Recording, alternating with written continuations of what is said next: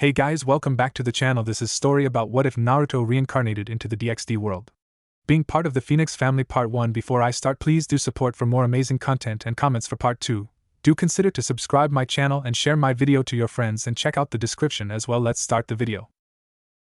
The Underworld, a place where the human souls of the damned were sent for committing the most sinister sins.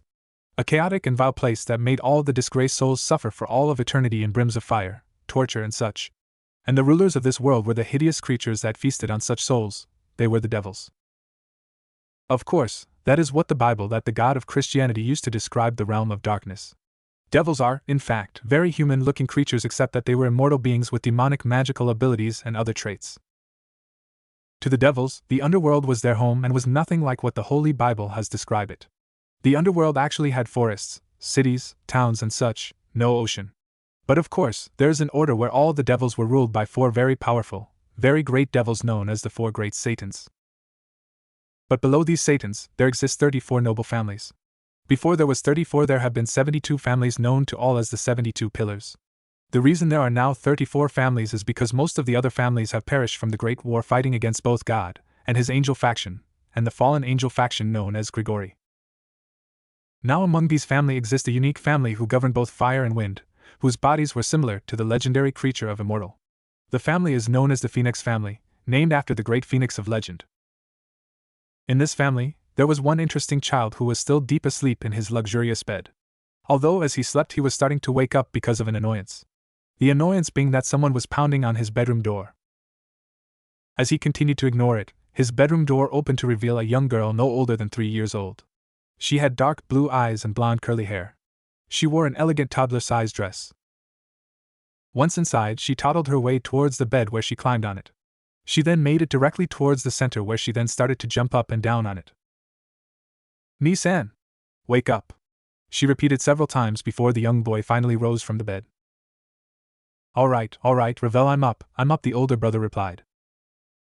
"Come on, Naruto Nizan, it's time to play," Revel cheerfully said. Okay, but first let me get some breakfast," Naruto said.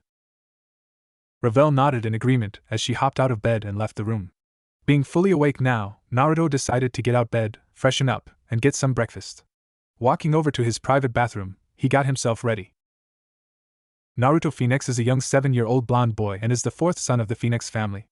Naruto's room is a large room that is big as an apartment studio. It had all the basic furniture such as a desk, cabinet, drawers, bookcases and the current home entertainment system, along with his bed and bathroom. Once he was freshened up, Naruto was wearing his regular type of clothing, an orange short-sleeved shirt, blue shorts, and a pair of sneakers. Walking out of his room, he glanced at his radio clock to see that it was 10 in the morning. Evening. After a day of entertaining Revel, Naruto and his little sister walked towards the dining hall for dinner. Once he had breakfast, Naruto found Revel where the two hung out for the day, doing whatever Revel wanted to do. Playing both physical and strategic games, Naruto was glad that the day was over since playing with Revel was fun but still tiring.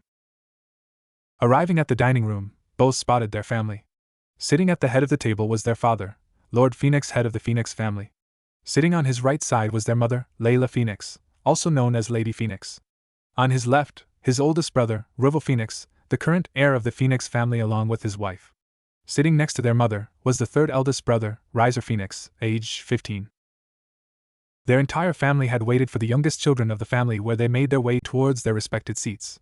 Naruto sat next to Revel's wife while Revel sat next to Riser. Once everyone was at the table, the family had dinner.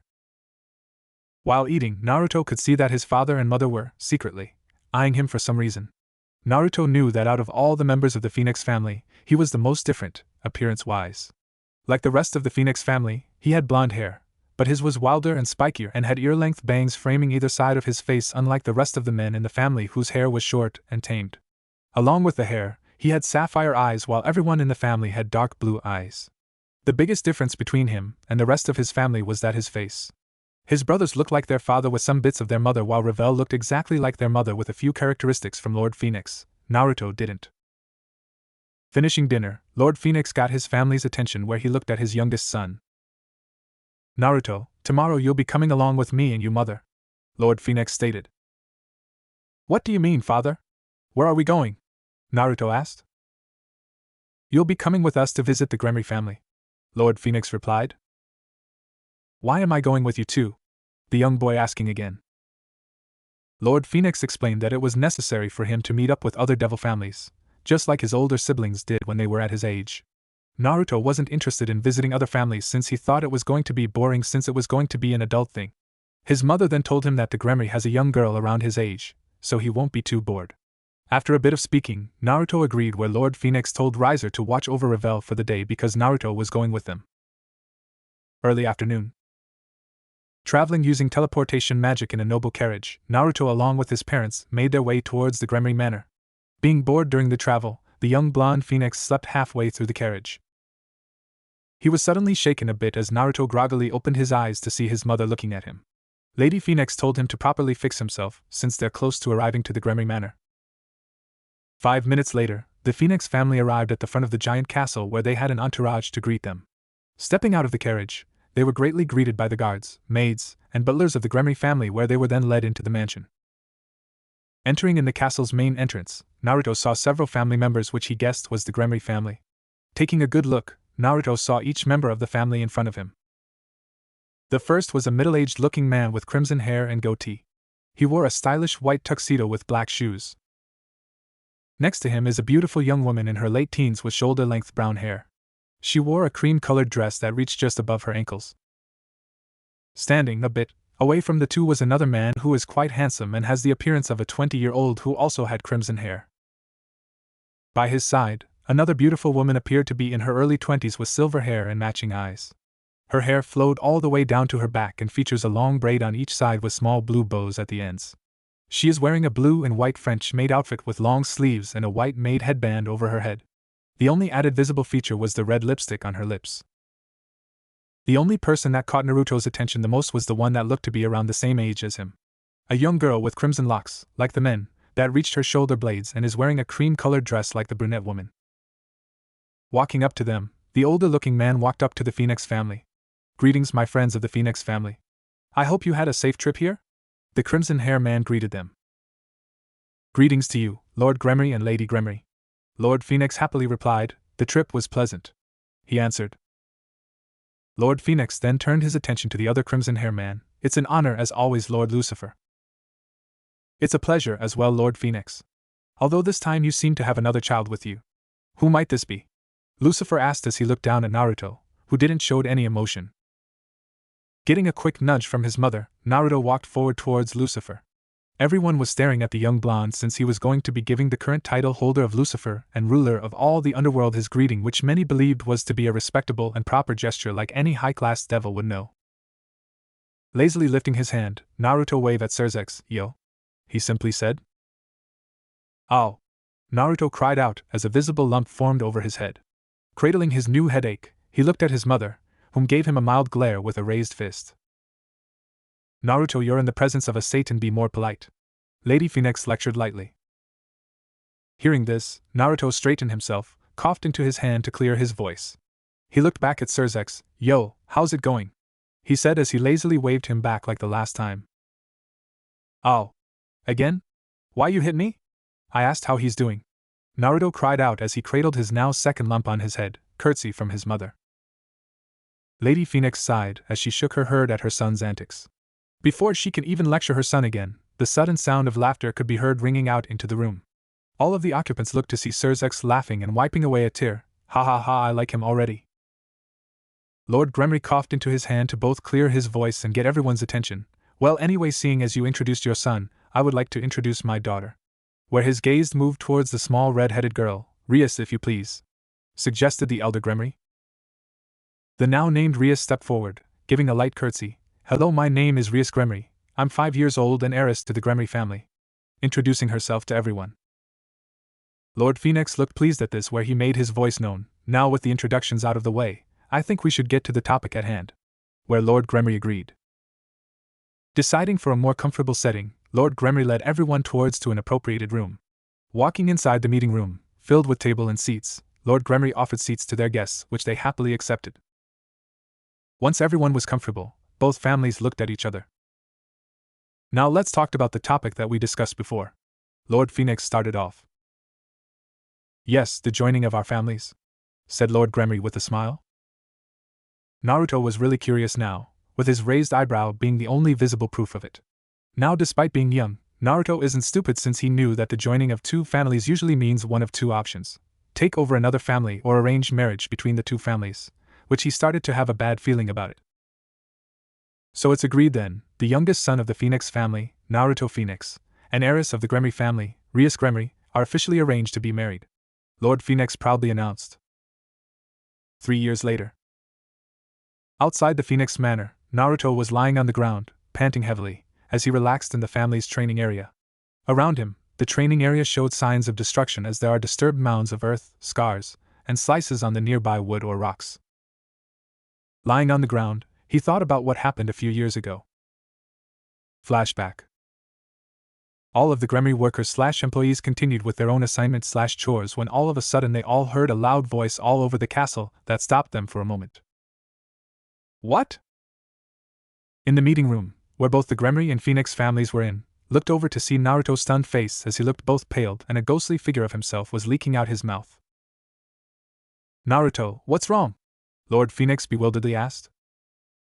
Snapping out his trance, Naruto looked back at his father with disbelief look, like why he was even asking that question. What's wrong? You just decided who I'm going to spend my life with. Taking a few moments to breathe, why me? He asked. Being quiet throughout the whole time looked surprised to see Naruto's reaction. Sirzex looked insulted as he stood up and pounded the table with both his hands. What do you mean by why me? How can you reject my cute little sister, who is the cutest little girl in all the underworld? Sirches remarked. Naruto realized what he said where he looked at the leader of Underworld. That's not what I meant. I've got nothing against her, it's just this situation, I guess. Naruto the young blonde heard where he turned to see his mother's gaze. You have a chance here to unite two of the major families. Don't waste this opportunity. We're placing a lot of responsibility on you, so trust us. Lady Phenx finished with a small smile. Oh yeah, marrying me off to a stranger, I feel so much better now. Naruto sarcastically muttered to himself. Lady Gremory decided to add something with a playful wink. You never know, you two may come to like each other as more than friends. Naruto was about to respond to Lady Gremory, but Lord Gremory quickly cut in. Rias, why don't you take Naruto on a tour around the estate? Asking his young daughter. The young crimson-hair girl's face brightened up since she was getting bored in this meeting, plus she would also get the opportunity to make a new friend. Getting up and skipping over to Naruto, she literally dragged him out of the room by his arm. Come on, Naruto. I've got loads of places to show you. What? Is all he said before Rias started to drag him out of the meeting room. No, wait. Gah! I wasn't finished yet. Help! Naruto hysterically cried out as he was being pulled out of the meeting. He even made the attempt to claw in his fingers directly at the door where his fingernails clawed through the thick wood for all those to see. Once they left, the adults shared a laugh as both Lady Gremory and Phenx muttered out, "Ah, young love," while both fathers couldn't help but pity the boy in a way since he now had a leash around his neck. End flashback. Ever since then, Naruto and Rias started to hang out with each other where they soon started to have a pretty good friendship between each other. Of course, it helped break the ice between them when they both shared an embarrassing secret with each other. Flashback. Being led around the entire castle, Rias decided the first stop would be in her room. Naruto has stopped his attempts to free himself where he just settled on traveling with Rias. Entering the room, Naruto saw something that made him look surprised/stunned at what Rias' room was like. All over the room, posters, movies, books with anime and manga stuff were piled all over. Naruto looked impressed on the fact that she had this much anime and mange stuff, even though he never got into it much. So what do you think? Rias cheerfully asked him, who was standing next to her. Naruto simply muttered out, "Otaku." The moment he said that, he looked to Rias where she just suddenly disappeared. He looked around where he found the red-haired princess hiding under the covers of her bed. You probably think I'm weird, don't you? Rias muttered from under her covers. Probably, if I have standards. If anything, you probably be considered normal while I'm the weird one, considering that I have a strong obsession for ramen, and can eat 3 times my own weight of it. Naruto admitted to her. Rias uncovered her head to look at the blonde boy where she looked at him curiously. He confessed that he was so obsessed with the food that his mother had to restrict him from eating so much of the stuff that he had to make secret compartments, and such in order for him to have it as a secret snack or meal. Hearing Naruto's confession, Rias started to giggle at him. You're right, you are weirder than me, she confessed to him. End flashback. Since that time, he visited Rias regularly, where they both started to grow a really strong friendship towards each other. His thoughts about his relationship with Rias stopped since he started to stand back up, but barely. Taking another deep breath, he started to work on creating his new move, even though his body was screaming for him to stop training. The reason why he was working so hard was because of a condition that he has that no one in his family has. Naruto Phenx, the son of the current Lord Phenx, didn't inherit both the flame and instant healing ability that the rest of his family had. It was only after a couple of weeks from visiting Rias and the Gremory family that, during one lesson, from his mother, they all found out something very disturbing. Before visiting the Gremory family, Lord and Lady Phenx decided to start training Naruto and wielding his magic, where he excelled in learning the basics of his demonic power. During the lesson, Naruto got seriously injured, where everyone believed that Naruto would instantly heal up since he was a member of the Phenx family, but to his family's shock, Naruto wasn't instantly healing/regenerating from the injury into his shoulder. Using Phenx tears to heal him, his parents asked him to perform a fire attack, where they showed him how. Naruto had tried several times, but he wasn't able to perform any fire attacks. Although he didn't perform any fire magic, he was able to perform strong wind magic that their family was also known for.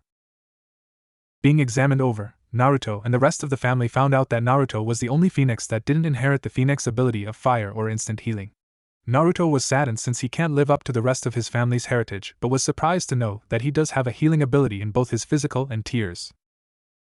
Taking a closer look, Naruto's physical ability showed that he has a strong healing ability, just extremely slow, where it would take several minutes for him to heal from a scrape on his elbow or knees.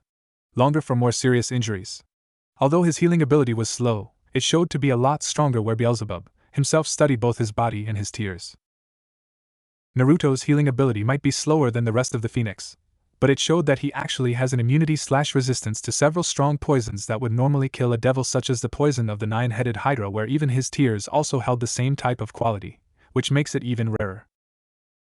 Phenx tears can heal injuries such as severed arms or mortal wounds. However, Naruto's tears are a lot more special. Naruto's tears doesn't heal instantly like regular Phenx tears.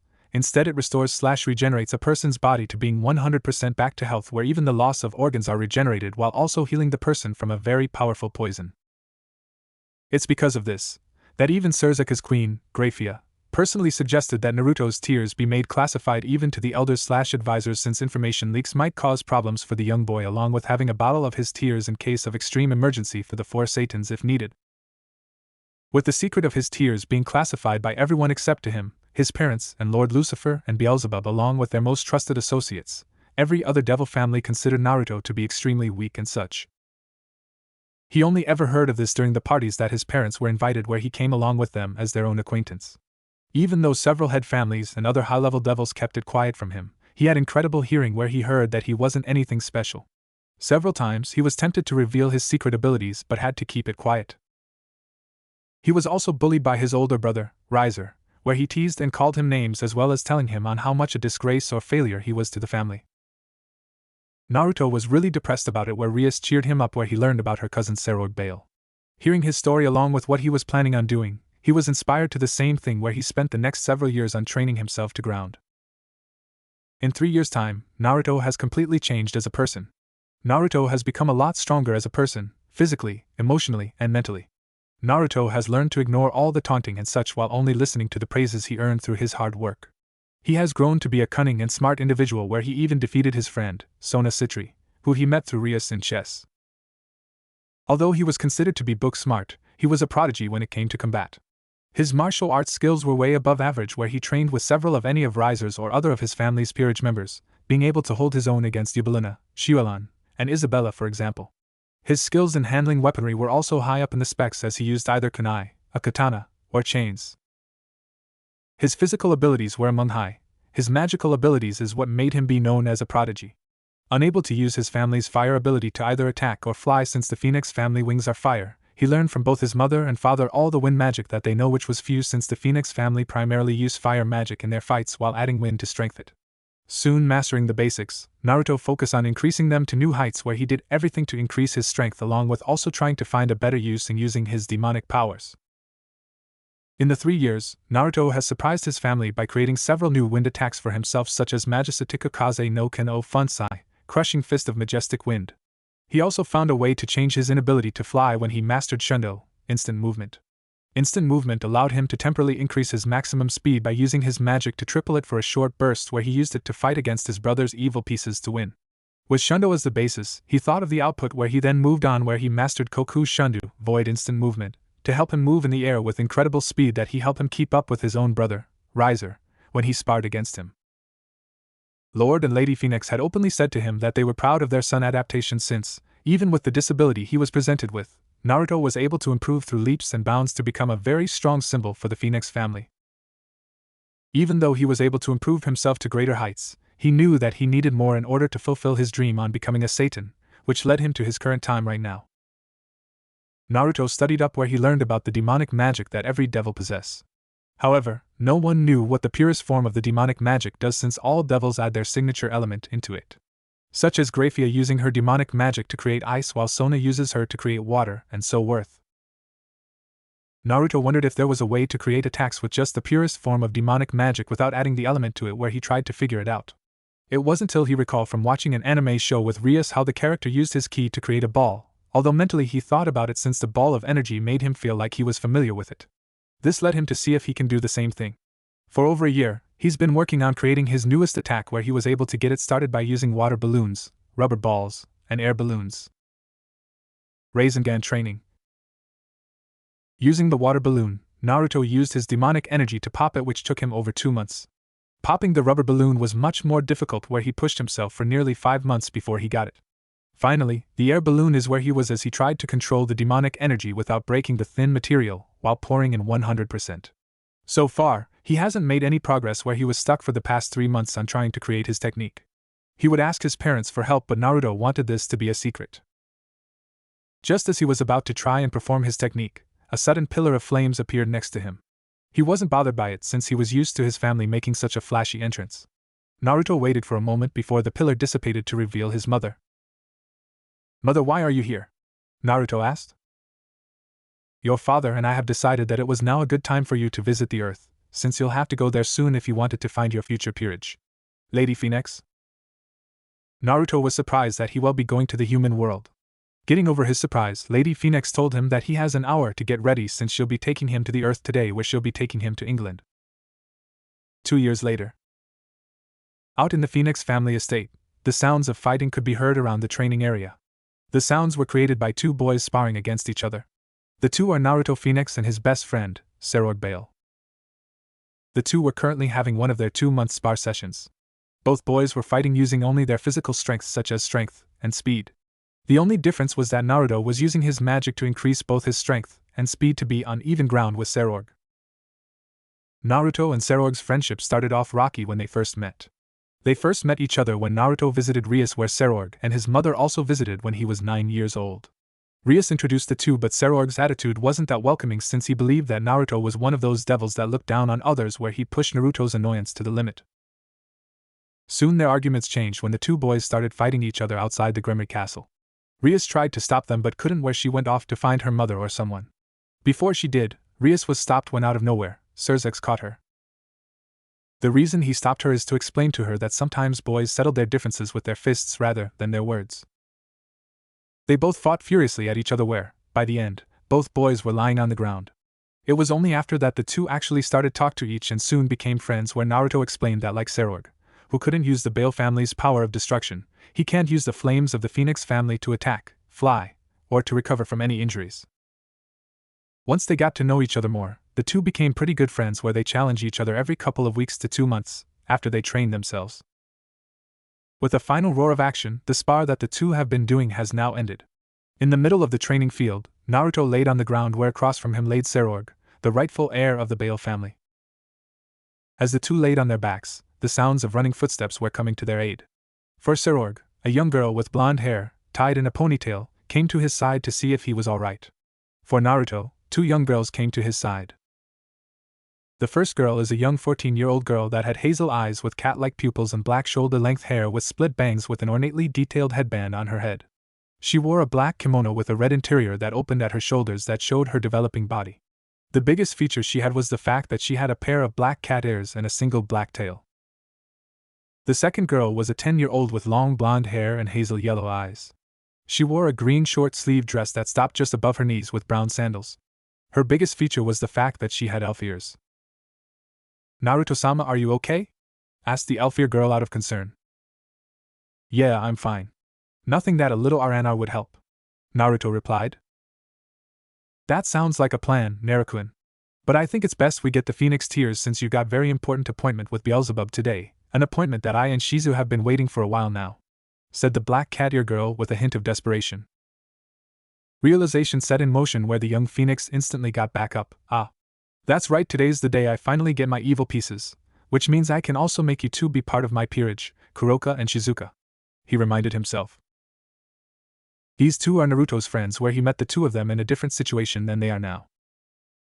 Receiving the Phenx tears that Shizuka had with her, where she ministered its contents to both him and Serorg. Once their injuries were healed, Naruto apologized to Serorg since he needed to end today's visit because of his appointment with Beelzebub. Accepting the apology, both boys called it a day, where Naruto went to his room to clean himself up. Once he was ready, he went to his parents, where he said that he'll be leaving now to meet up with Beelzebub. "Naruto, do you want me or any of our peerage members to go with you? It would be understandable since you'll be meeting Lord Beelzebub for the first time," Lady Phenx said. Naruto looked both confident and determined as he replied, "That's all right, mother. I'll be bringing Kuroka and Shizuka with me since I would make them part of my peerage immediately. Plus, I want to show that I'm strong enough to go out by myself without being babied or anything like that," with a smirk on his face. Lord Phenx looked pleased since Naruto showed that, even though he didn't have the fire magic of the Phenix, he definitely had the spirit of the family. "Alright then, Naruto, good luck on getting your evil pieces. There's a car that will take you to Beelzebub's lab," Lord Phenx said, which Naruto thanked his father. He left home and entered the car with Kuroka and Shizuka, where the vehicle started to move, where the three children enjoyed the drive. As Kuroka and Shizuka chatted with each other about the spar that Naruto just had with Serorg, Naruto thought about the two girls. Naruto met Kuroka over 2 years ago, just a couple of months later after he met Serorg. Naruto was training around his personal territory that his family have given to him since he was a high-class devil. Each family in the remaining 34 pillars have a large territory that they own, such as the Gremmy family, whose entire family territory is roughly the same size of Honshu in Japan. Naruto inherited a small piece of his family's land, roughly the size of Austria. For some reason, he felt at home when he was out on the wilderness. Using his speed and agility, he leapt through trees/rock and vice versa of his terrain with incredible skill. As he ran around, he arrived at a waterfall that was on his territory. He greatly liked how elegant the waterfall gives to the area, but his pleasant feelings suddenly turned into caution as he sensed someone or something. Cautiously looking around since he was curious on who it is, since if it was a creature on the hunt, it would have attacked already given how he stood in an open area for a sneak attack. With no animals attacking him, Naruto figured that it was some type of person or intelligent creature that was just hiding for safety reasons. Looking around, he stopped as he decided to use his wind magic to feel around the area. It was only when he felt the air shifting around near the waterfall, Naruto went to check it out. He found a large cave being hidden behind some rock formations. Deciding to investigate it, he moved directly towards it. It was when he was about to step into the cavern that he was attacked. Barely evading a claw strike before he jumped back. He looked in front of him, where he met Kuroka, with the same clothing just a bit rough-upped. Before he could even ask, Kuroka attacked Naruto, where he also engaged at her as well. Fighting Kuroka wasn't easy since Kuroka was very dangerous, especially since she used her hands as claws while also having the agility of a cat, since she was in Nikomata. They both fought very furiously against each other before Naruto won out, where he put Kuroka in a submission move that avoided her from using her claws and mouth to scratch or bite. Getting her to calm down, Naruto asked on why she attacked him, or for the matter on why she was so focused from stopping him from entering the cave. The answer came out in the form of another Nikomata, in the form of a small white-haired girl. Figuring it out the reason, without being told anything from the girl's side, Naruto explained that he was wondering on who was stalking him, where he figured it was her.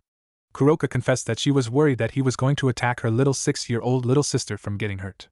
Knowing the truth as well as the worried/scared look that the little white-haired Nikomata was giving him, Naruto released her, where he explained that he wasn't going to do anything to her, and that he was just going to leave once he found out the truth.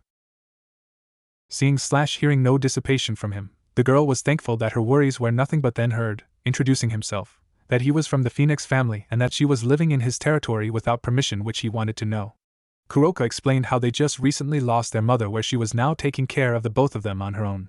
Hearing this, Naruto agreed to let them stay in his territory, where he even gave her his insignia in case anyone else came. For the next 2 months, Naruto visited Kuroka and her little sister, Chiron, where he and Kuroka had fun together while Chiron would eat the sweets or treats that Naruto would bring them. After some time, Naruto had asked Kuroka to become part of his peerage where, once hearing all the benefits, she agreed and if the same offer would be given to Chiron. Naruto explained that it could be a problem since in Nekasha, which are a very rare Nikomata that Kuroka and Chiron are, there could be some problems with him on having both instead of one. Kuroka was worried but Naruto said that he knows someone who would love to have a little sister as cute as Chiron in her peerage. Kuroka was worried about it but Naruto assured her that she can visit her every time he went to visit Rias. With that, Kuroka agreed where all three went back to his home which he surprised his family with his new friends and future peerage member. Flashback. Teleporting into the Phenx Manor using his magic, Naruto with Kuroka and Chiron standing by his side, he led them through the hallways of his home towards the living room which he hoped that his parents were there. Arriving there, he noticed that not only was his parents but also his brother, Riser, and sister, Revel, were with them along with some guests. It was Rias and her brother, along with his queen as well as one more person. It was a young girl with violet eyes and long raven hair that reached down to her back while she wore a pretty violet dress. Making his presence known, everyone turned where his parents welcomed him back while Surzex cheerfully greeted him like his usual way. Rias jumped out of her seat where she jumped and hugged him. "Hello Naruto-kun," Rias happily said. "Hey Rias, how's it been? I'm sorry that I haven't visited you in a while and hanging out with Zerog more," Naruto greeted back while also offering her apologies. Rias didn't mind where she said that it gave her a chance to be with her new raven hair friend. Naruto acknowledged her where he introduced himself while the girl introduced herself as Akino Himejima. "Akino? That's a nice name?" Naruto commented. Era, thank you Naruto-sama," Akino said while her cheeks became a bit pink. Before things could get more interesting, Naruto said that he has two people to introduce to everyone where Naruto signaled the two girls to come into the room. Kuroka and Chiron walked forward where Chiron stood behind Kuroka since she was a little nervous. Everyone was curious where Naruto introduced the two to everyone here where Kuroka and Chiron politely greeted them. He explained the story to everyone since they were curious on how he met them. Once he finished explaining, he looked at his parents with glee in his eyes. "Also, Kuroka here has agreed to become a member of my peerage once I get my evil pieces," Naruto stated, which his parents, Surzex, has congratulated him on picking a strong and rare species of Nikomata. Riser seemed jealous on the fact since his face sneered at how lucky Naruto got a cute Nikomata for himself. Surzex wondered on about Chiron since there wasn't going to be an issue with Kuroka since it was only one Nekasha that Naruto was planning on turning into a devil, but if he was going to acquire both of them then it could become a problem. Riser had an idea, which you all already know, add to peerage if any of you didn't guess, where he made it known to everyone. But before he could say anything, Naruto spoke first where he said that he was hoping if Rias would take her in since it would give Rias a new member to her growing family/peerage, but also assures that Kuroka and Chiron would still be able to find a way to stay close since Naruto and Rias visit each other every following week. The idea was very acceptable where Rias cheerfully accepted while also offering Chiron that she'll take good care of her since she now has an adorable little sister. Surzex smiled since Rias has gotten another member into her family. Lord and Lady Phenx deeply approved where they then got some servant to show Kuroka a room for her to live in where she smiled at the thought. The same thing Surzex said to Graphia since Chiron was going to live with Rias from now on. Since then, things has gotten better for the Nikomata sisters. End flashback. He also recalled how his brother Riser wanted Naruto to trade Kuroka to him, which he denied it immediately since he knew his brother was up to something, which he even got his mother involved when Riser had forcefully been trying to change Kuroka's mind in joining his peerage instead of Naruto. Soon after Kuroka moved in with him, things for the two have been fun. Naruto and Kuroka trained together where they improved little by little. Kuroka also gets the chance to visit Chiron, who took up the name Kaneko Tuja as a sign of her new beginnings but will still respond to Chiron from Kuroka only.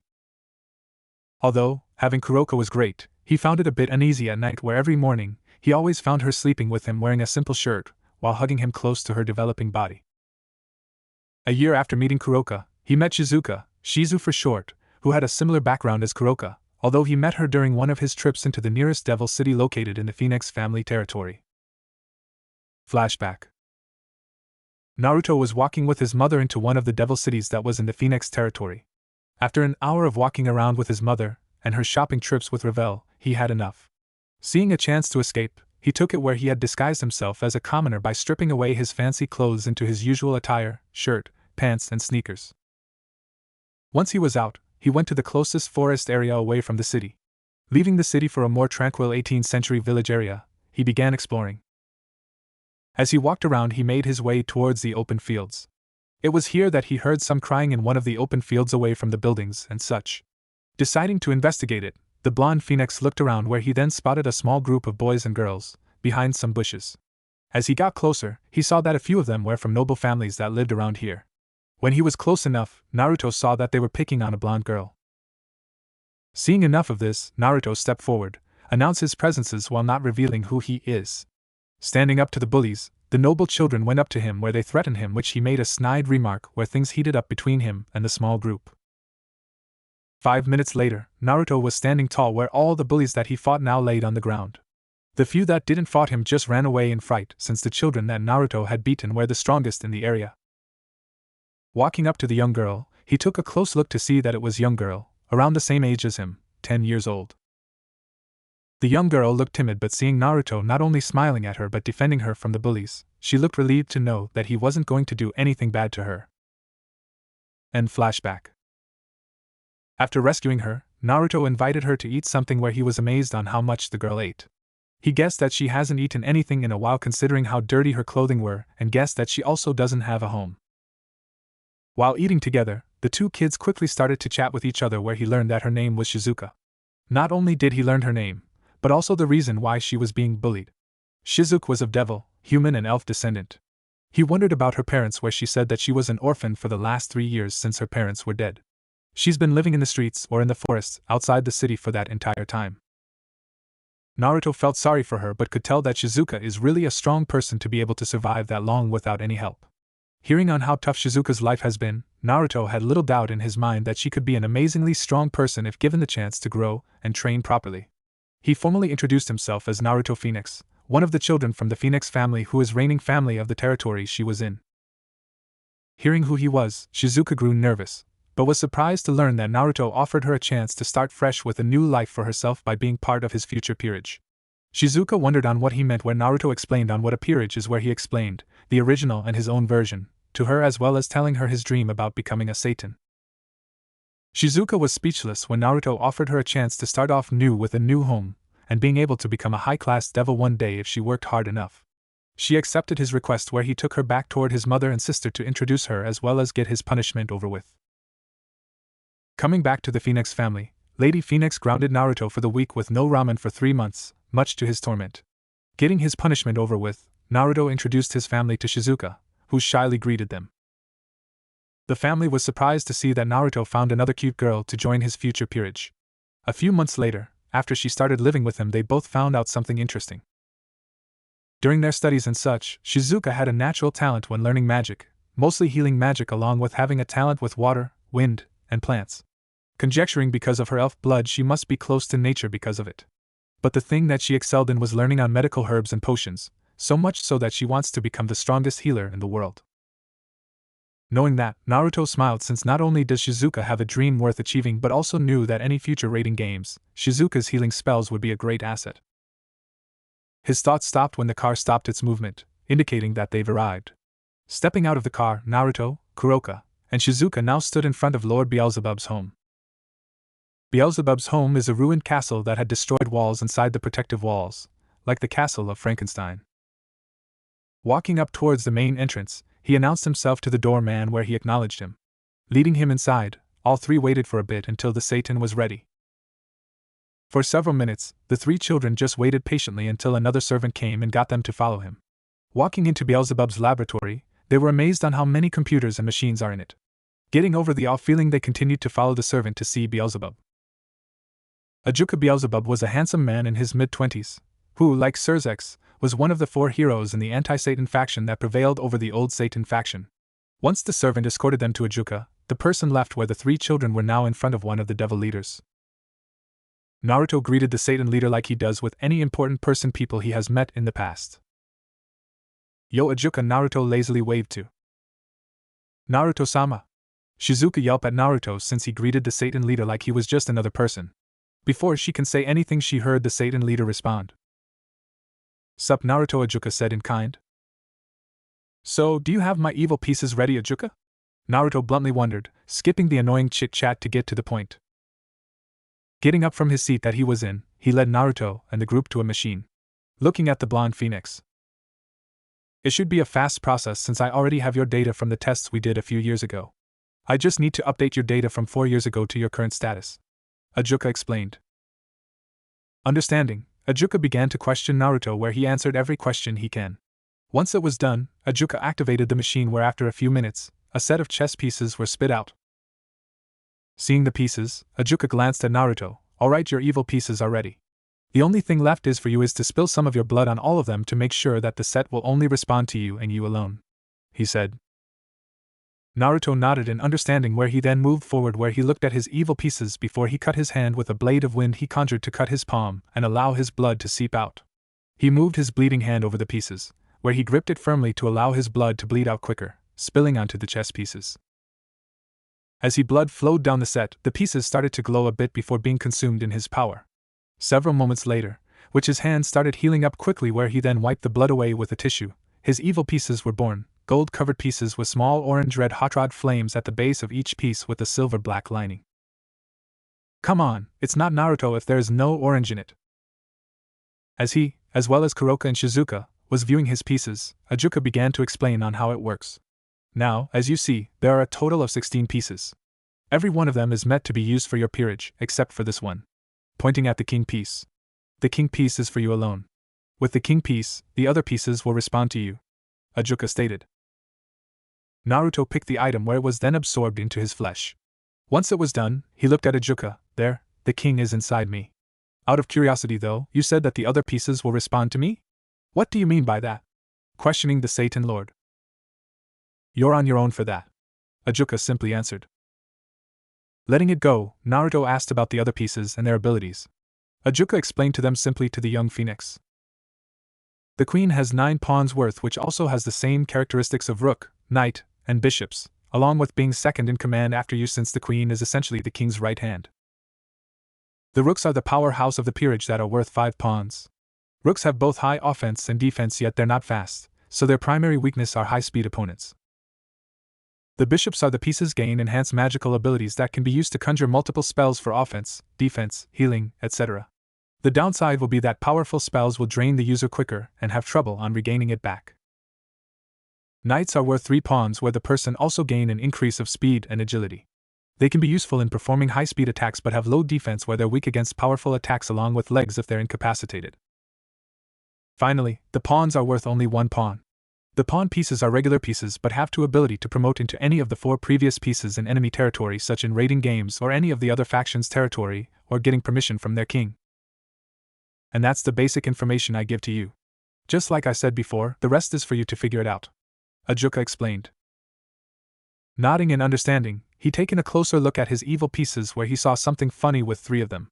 Asking Ajuka about it, the Satan Lord looked where he looked somewhat impressed.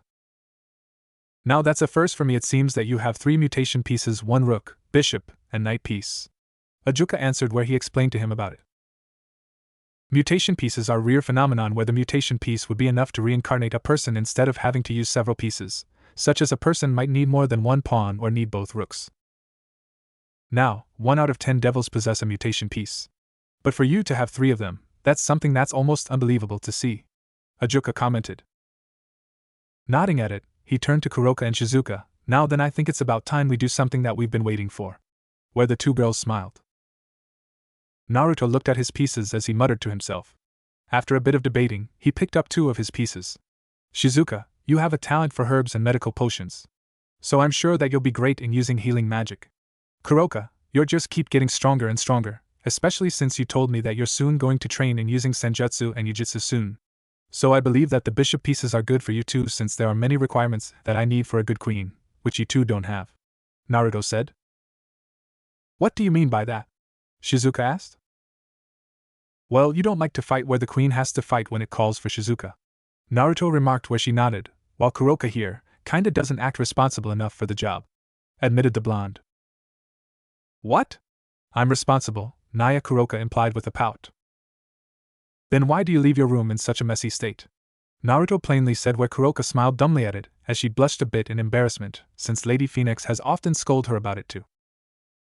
Well, let's get this over since I know that Kuroka is going to cost more to revive as a bishop since you're just as strong as me. Where he gave Kuroka his mutated bishop piece while Shizuka would take the normal bishop piece. I, Naruto Phenx, command thee under my name for Kuroka and Shizuka, to become my servant, and lead a new life as my bishop. Naruto chanted. An orange-golden flame enveloped the two as the two bishop pieces merged into the two girls' bodies. Once the bishop pieces were absorbed into the girl's body, the flames died down where the phoenix symbol was now inscribed to them.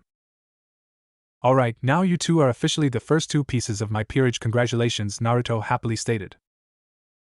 Kuroka and Shizuka looked over themselves once they gathered their bearings, where they can tell that they completely changed from what they were before. Before anything could be said, they heard Ajuka clapping at them. Not bad, Naruto. I can tell that you chose well on using both your bishops.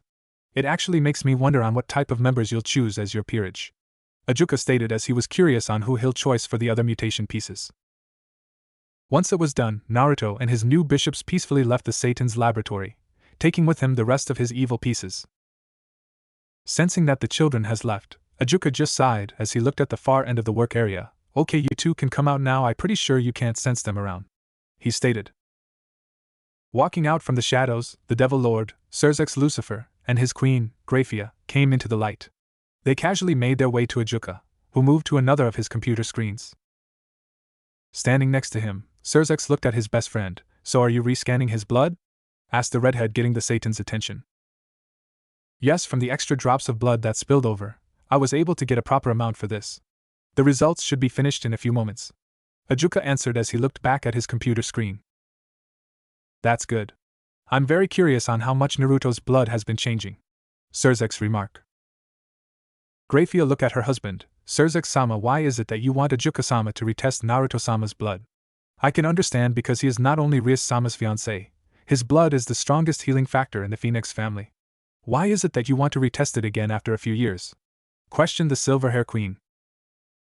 Surzex simply smiled back at his queen. Let's just say I've been having a gut feeling lately, a feeling that I hope won't cause any future problems.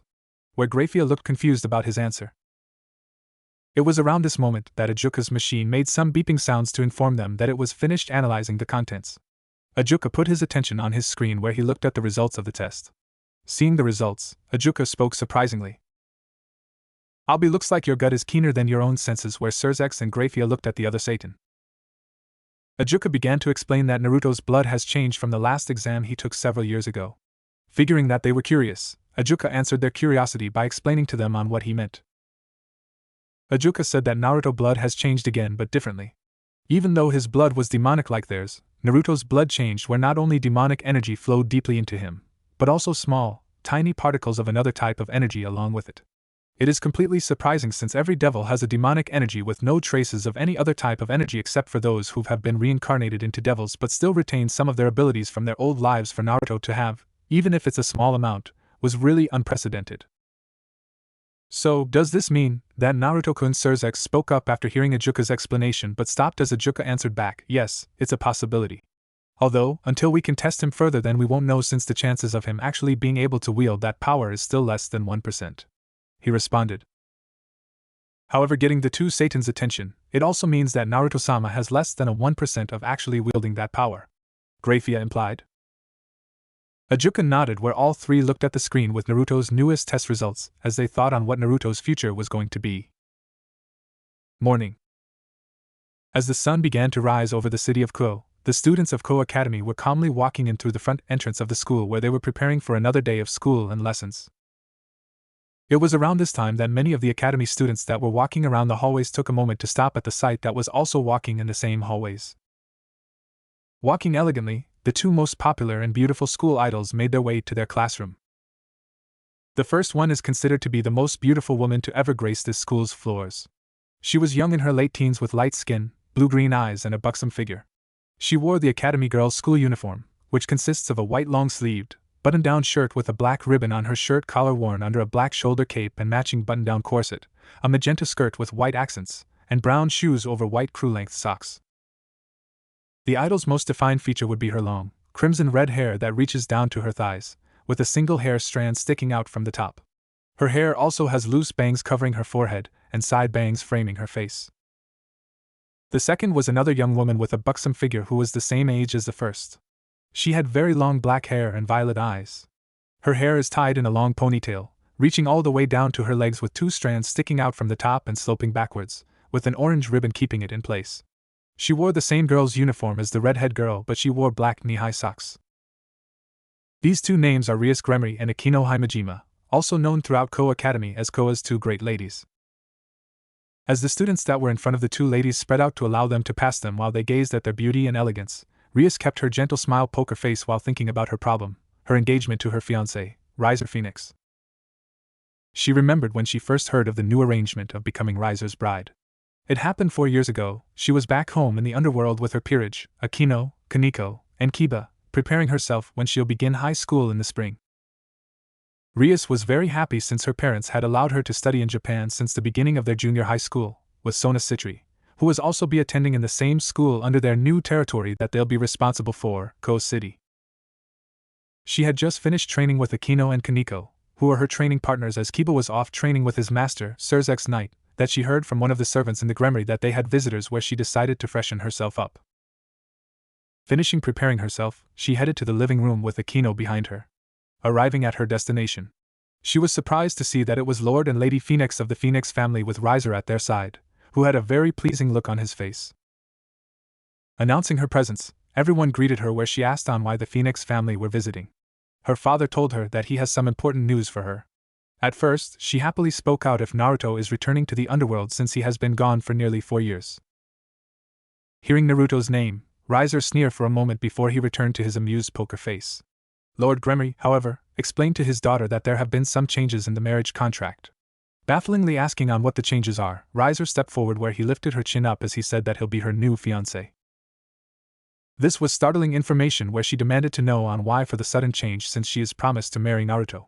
Her mother explained that because, even though Naruto was a high-class devil from the Phenx family, he technically doesn't count as a full Phenix since he can't perform the demonic flame, or immortality of the Phenx family, which Riser pointed out. It was then that Riser calmly said to her that because Naruto lacked the quality on being a true Phenx family member he suggested this change since he was a true Phenix. Rias already understood the situation, which she guessed that Riser has snaked his way into becoming her fiancé since she knew that he never liked the decision in the first place, where he always argued about it, but has now found a way to make himself the groom for her. She had asked if they had talked to Naruto about it, but found out that they can't find him since he stopped sending his letters to his family over 2 months ago, where it was then that Riser jumped into the conversation. Hearing this, Rias argued about it but heard her father that it has been finalized, where once the time was right, she'll be marrying Riser instead of Naruto. Not wanting to be in the same room as them, Rias quickly left, directly towards her room, before anyone could stop her, with Akino right behind her. As she thought about it while going to class, she placed her hand on her chest while stopping at an open window, which she turned her head to look outside onto the sky as she felt the object around her neck. The object was a green crystal gem necklace, Shodai Hokage necklace design. The necklace around her neck represented, not just a bond, but also a promise to her. She remembered the day she got this necklace, the necklace she treasured with all her heart 8 years ago. Flashback. In the Gremory family's castle, Rias was outside, at the training ground, watching the spar that was happening right in front of her. Standing beside her were Akino, Kaneko, Kuroka, and Shizuka, whom looked just intrigued on what was happening right in front of her. Naruto was standing on one side of the training field as he was gasping for air from his exhausted body. Currently, he was facing an opponent of legend, a member of Lucifer's peerage. Naruto's opponent was Beowulf, the descendant of the legendary Beowulf, who looked in his mid-20s with brown hair. Standing outside the training ground, Lord and Lady Gremory watched with fascination, while standing next to them was Surzex and Graphia. The reason on why he was sparring with Beowulf was because of a bet he made with Surzex. The bet was that if he wins, he'll be Graphia's servant for the week, while if he loses, he'll be a Surzex servant for the week.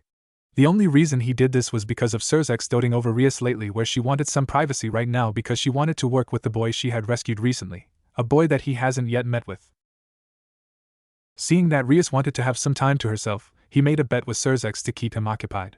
If Naruto lose, he'd be his servant for the week, so he'll be able to keep an eye on Surzex, so to be Rias' early alert system so she can avoid him. If he won, Surzex would be Graphia's servant/slave, where she'll be able to keep him busy with any work she has in mind. Naturally, Rias asked on why Naruto made such a bet, since he'll most likely lose since Beowulf is one of the 5 top pawns in the underworld. Naruto simply answered, "It's because I want to give you some freedom from you, brother." Hearing that Naruto was going that far so she can have some peace from her brother's doting, she smiled at it since he was willing to be a short-term slave for her. The bet would be if he can make a solid blow at Beowulf's face, who happened to be with them as well. Needless to say, the bet was intriguing where he agreed. Although Grafia made a point of argument about it, inside however she actually hoped that Naruto can succeed where she'll be in control of Surzex for the week, and not just be in charge over him in their home. Although she wore the pants in the marriage, this would be more privately since Surzex would have to do things around their home when he wasn't doing his Satan duties. The spar has lasted for 30 minutes where Naruto was just barely standing on his own 2 feet. So far that spar has been one-sided since Naruto was using everything he had. Beowulf had hardly put on a sweat since he hasn't really been serious, and has only dealt blows strong enough to just knock Naruto out, but was surprised to see how much punishment Naruto could take. Breathing hard, Naruto decided to play his final trump card. Alright, time to put my training for the last 2 years in play. This is my newest technique, he stated. Naruto Shippuden OSD, Emergence of Talents. Holding his right hand out while standing in battle stance, he gathered his energy into the palm of his open hand. As he did, he concentrated clearly as a large amount of magical energy began to form into the palm of his hand. After taking a moment, the magical energy formed into an energy ball that is constantly rotating faster and stronger. At the sidelines, everyone was really looking with an intrigued expressions. Rias and the girls wondered on what the technique Naruto created is. With the adults, they can see that the technique was indeed truly amazing. The magical energy that Naruto gathered was the magical energy that was the complete basics for all magical techniques. The reason it was amazing to them was because of the fact that Naruto has yet to change it to an element, since all magic, either demonic, yokai, or any type of being, there has to be an element.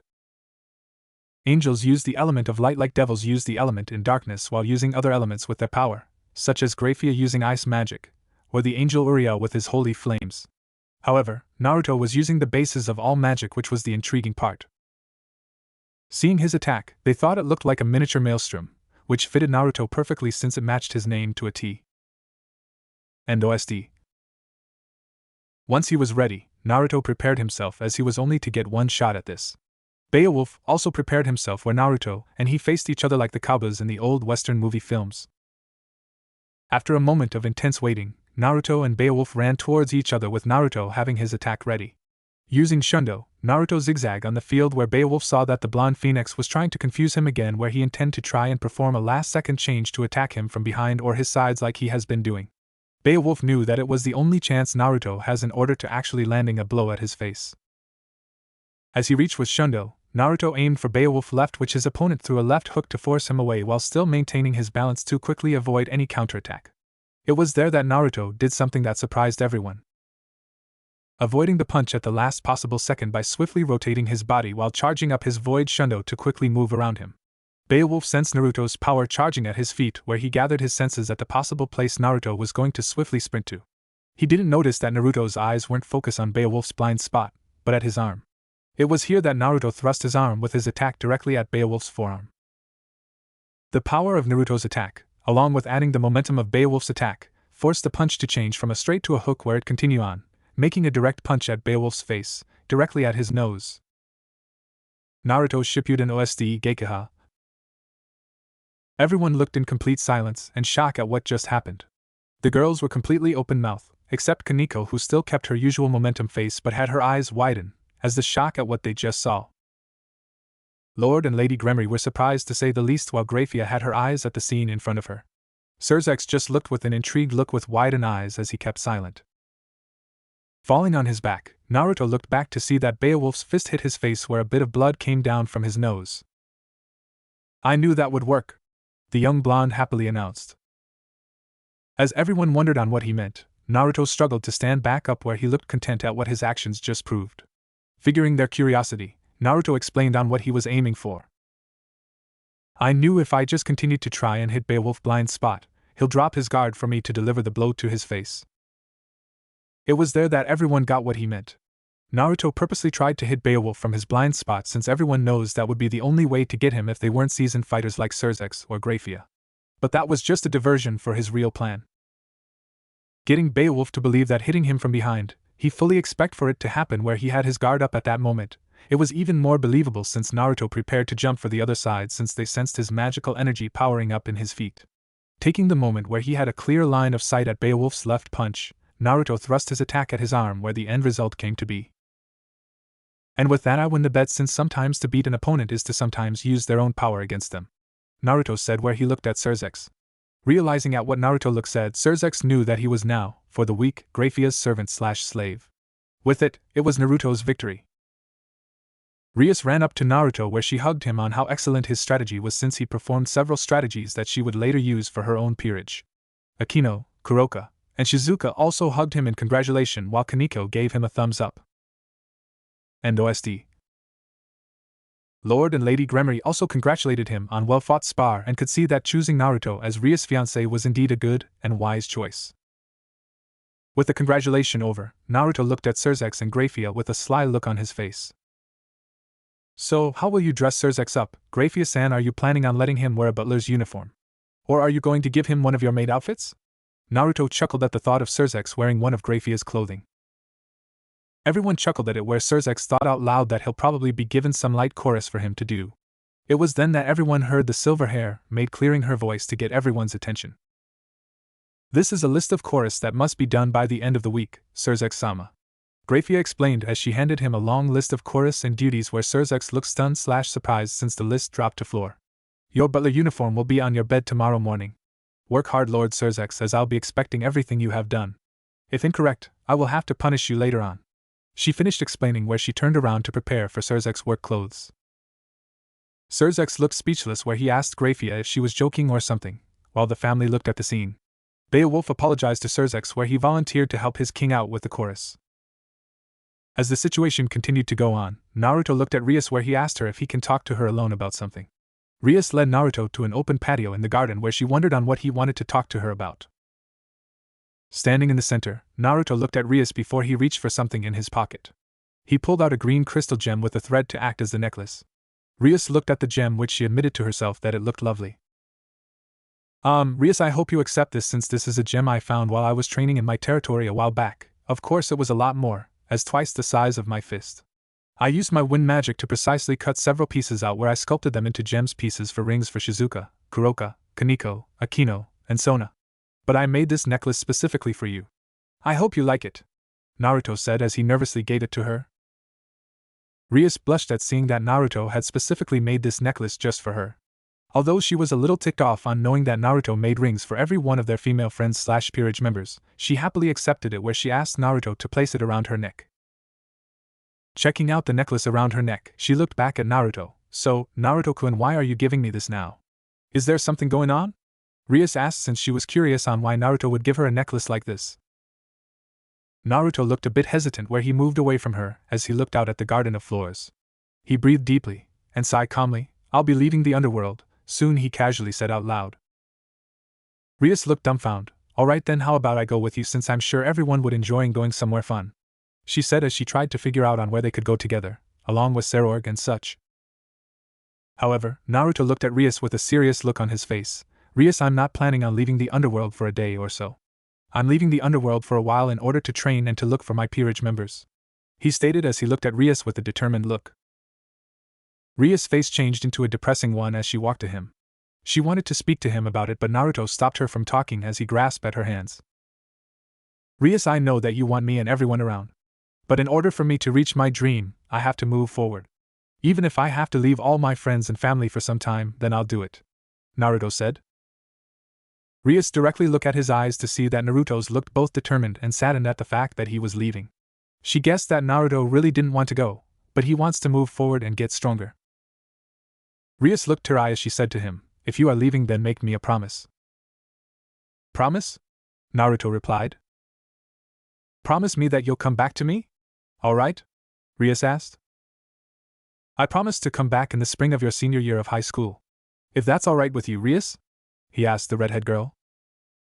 Looking upset, Rias looked at him where she said, okay, if you promise to come back around that time, then I'll be waiting for you, she answered, but Naruto could see that she didn't want him to go. Before he could say anything, Rias walked up to him and kissed his cheek where he blushed a bit from the gesture that she gave him. End flashback. It was a month later that Naruto left the underworld, taking Kuroka and Shizuka with him, secretly leaving where he explained to his parents in a letter on why he left. But of course, it was during that month that Naruto's reputation in the underworld has increased drastically. The spar that happened between him and Beowulf was really something, since Lord and Lady Gremory explained to not only the Phenx family, but also other families from the remaining 34 pillars. Hearing that Naruto, the Phoenix's family's child with none of the immortality or flames, was able to injure Beowulf, Surzek's Lucifer's pawn, was considered to be a real achievement, especially for a 13-year-old. Of course, the bet he and Surzek made was kept secret because of imaginary. Right now, it's been a month since the beginning of the spring term of her final year as a senior in Ko Academy, and a lot has happened during that time. A few weeks ago, she had resurrected 2 new members to her peerage. The first was a young second-year student named Highschool, her one and only pawn. He was a 17-year-old with brown hair and light brown eyes. He was also the new wielder of one of the 13 legendary Longinus, the sacred gear boosted gear. And finally, her final bishop piece, the newest arrival to Ko, Asia Argento. She was a 15 to 16-year-old girl who was transferred into Ko Academy as a second-year student, who is in the same class as Issei. Asia has green eyes and long blonde hair that flows all the way down to her back, with split bangs over her forehead and a single strand sticking out from the top, sloping backwards. Asia was also the wielder of the sacred gear Twilight Healing, a powerful item that heals any type of injury. Along with getting her new peerage members up on devil activities, she had also, during that time, been waiting patiently for Naruto to appear again. Hoping to see Naruto waiting outside of the academy with his usual grin for her to come out. As she thought about it, Akino, who was walking with her, noticed on how Rias was acting in front of her, where she saw her place her hand on her chest that held the crystal gem necklace that Naruto gave her years ago. Akino, unconsciously, touched her left hand on a ring that was made out of the same crystal gem substance that Naruto had given both her and Rias. Akino knew Rias' feelings for the flameless phoenix since she also had them as well, especially since he knew her secret about her parentage, and yet he didn't care about it. Both the new members of Rias' peerage were in incidents that involved in being killed by fallen angels, but with Rias and her peerage help, they were not only able to be resurrected as devils but are now living a life that most people could only imagine. Asia was set up so that now she was living with Issei, who was happy to look after the young girl. Her thoughts about her newest family/peerage members ended when she heard the class bell ringing, alerting her that class was about to start. She shook the thoughts out of her head for now since she needed to focus on her problem that will be arriving later today. Rias has planned to skip her remaining classes after lunch to wait in the ORC room because today is the day she'll be meeting with her annoying fiancé. 2 weeks later. In the mountain terrains just north of the town of Cherdin, located on the Kalva River of Russia, a certain group were both enjoying the majestic sights of the land as well as finishing up a training exercise that a certain blonde has set up. As the snow gently fell from the sky, several large explosions that were loud but wouldn't get anyone's attention was made, disturbing the peace of the land. Once the explosions had settled in the middle 5-meter crater, stood a young man. The young man was around his late teens to early 20s who was 5 feet 10 inches. He had blue sapphire eyes and wild spiky blonde hair, jaw-length bangs framing his face. Despite the freezing environment, he's wearing a short-sleeved black shirt under a blue Wrangler jacket, baggy blue jeans, and steel-toe shoes. In his right hand he held a sword that looked well-crafted that had a blue gem just above the handle. Yu-Gi-Oh card, Noble Arms, Excalibur. Outside of the crater stood 2 people as his opponents. The first was a beautiful young woman in her late teens, 18 or 19, around 5 feet 8 inches foot, who has vanilla blonde hair that is generally put up in a bun and violet eyes. She had a particularly large bust and has quite a defining curved body that was highlighted by her appearance in her armor with a fencing sword. Bust 95, waist 60, hip 83. Wiki/file, Sylvia_Van_. The second was a young 16-year-old, 5 feet 4 inches foot tall boy with short chestnut hair and large amber eyes.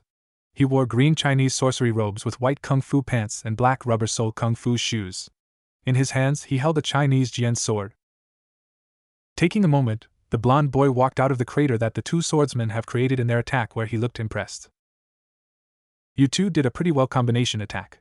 If I didn't use my technique that would have hit me," said the blonde. "I thought we had you in that 4-way diversion that Sylvia set up for me to deliver the final blow," said the frustrated chestnut-hair boy.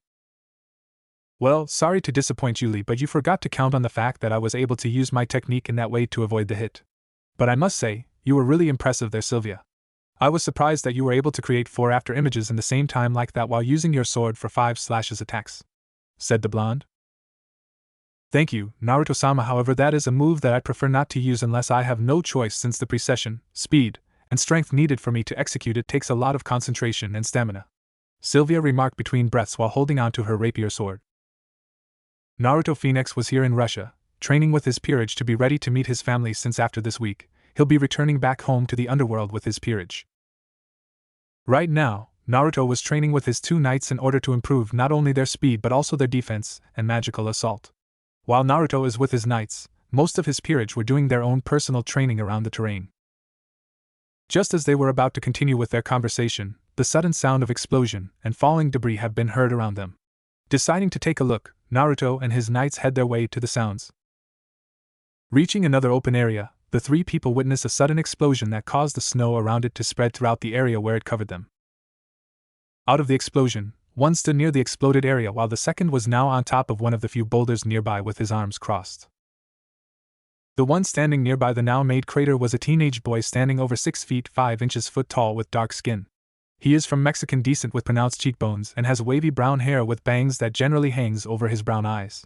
He is muscular while appear to be a bit older than he really is.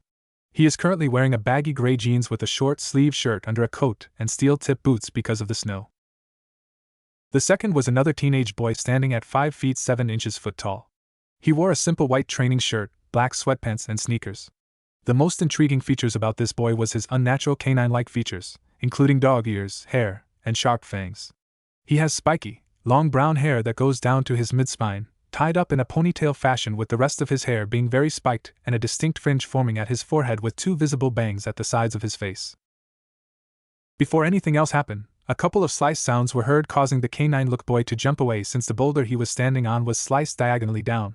Along with the slice, a crying sound was heard when someone else came flying down and landed clumsily in front of the group, covering themselves into the snow. After a moment or two, the person stood up to reveal that it was a blonde teenage girl that was covered in snow, and a few debris stood up, allowing the snow and debris to fall from them, but still had a bit of small snow patches on their head and shoulders. "Mao Yuzum-chan, your veil attack is impossible to beat," whined the young girl while trying to keep herself warm as she pouted at her opponent, who gracefully walked out into the opening to reveal a young brunette woman. "Hey, don't whine at me.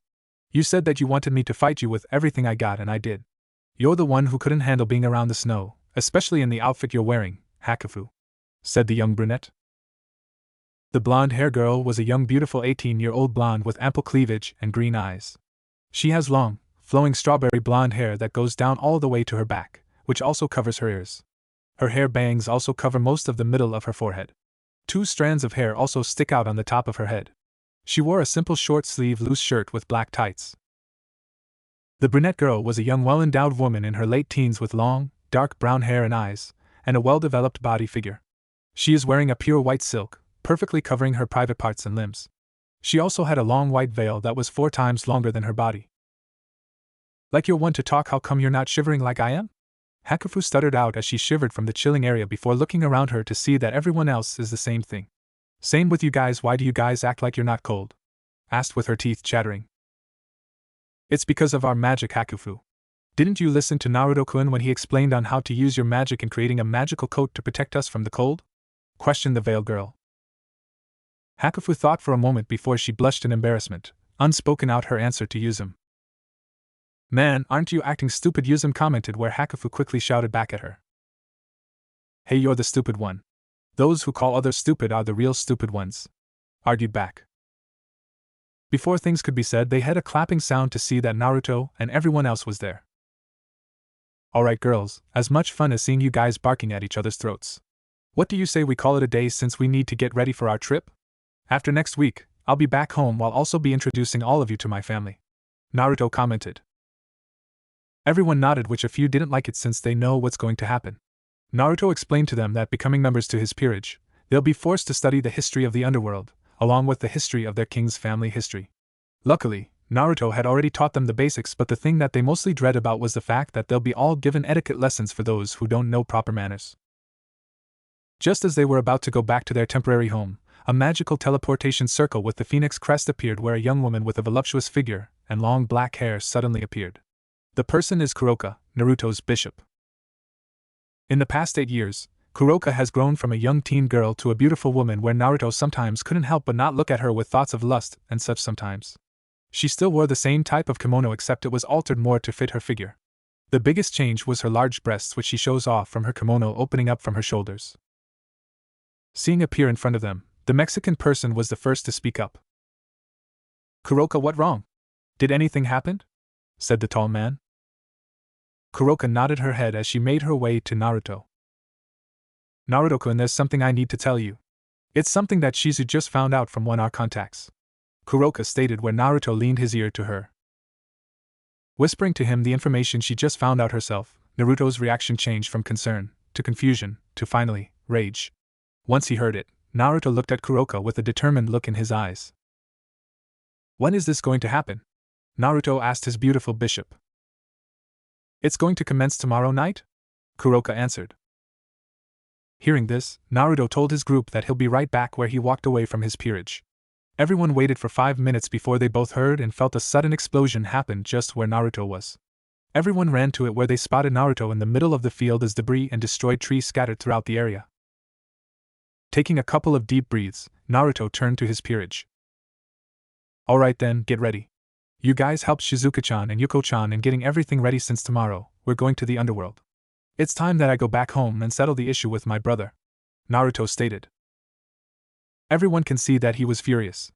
They wondered on what got him so pissed off where Kuroka explained that she and Shizuka will tell them later. But now, they need to get ready. As they all head back, Naruto looked at the area for a moment before using his power to seize the few flames that appeared after his explosive power-up. Once he was done, he left, never knowing that he left one single small flame that still continued to burn. The flame itself would extinguish itself in a little bit, but the interesting thing is the flame itself. The flame had traits of darkness and light that seemed to both balance and chaotic at the same time. Underworld. Several high-class families, mostly lords and their wives, gathering together for a celebration event. In the Phenx Castle, many servants are moving around serving the lords and ladies of the remaining 72 pillars. As the high-class devils gathered together in the banquet room where the festivities are taking place, the people that already arrived started to chat with each other. In a private dressing room is the soon-prepared bride-to-be. Alone in a room, Rias sat in front of a mirror disc as she looked at herself. Rias mentally agreed with herself that the wedding dress fitted her perfectly and showed off her well-toned body, highlighting her beauty even more. However, her facial expression shows that the crimson hair princess wasn't happy in the fact on who she was going to be wearing it for. Flashback. In the occult research building, Ria's face was both annoyed and frustrated while crossing her arms under her large bust as she stood her ground at the sight in front of her. Standing behind her was, currently, her entire peerage as she looked at the person that was making their king look angry. In front of Ria stood her fiancé, Riser Phenx. Riser Phenx is a tall 5 feet 11 inches, handsome young man in his early 20s with short blonde hair and dark blue eyes. He's wearing a burgundy blazer with gold embroidery on the right with matching pants and black dress shoes. Underneath his open blazer is a white dress shirt that is not fully buttoned, giving a slight view to his chest. Even though Riser has changed physically over the years, his mentality is still the same arrogant, aggressive playboy with holier-than-thou personality who condescending towards lower-class devils. The reason why Riser was here in Ku Academy was to take Rias back to the underworld to prepare for their wedding which he looked forward to. Her peerage, besides Akino, were surprised to hear about the fact that Rias was engaged to marry him but learned that it was an arranged marriage, against her will.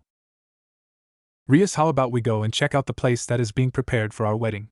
We should see how the setting is being turned out," Riser suggested to the redhead Gremory.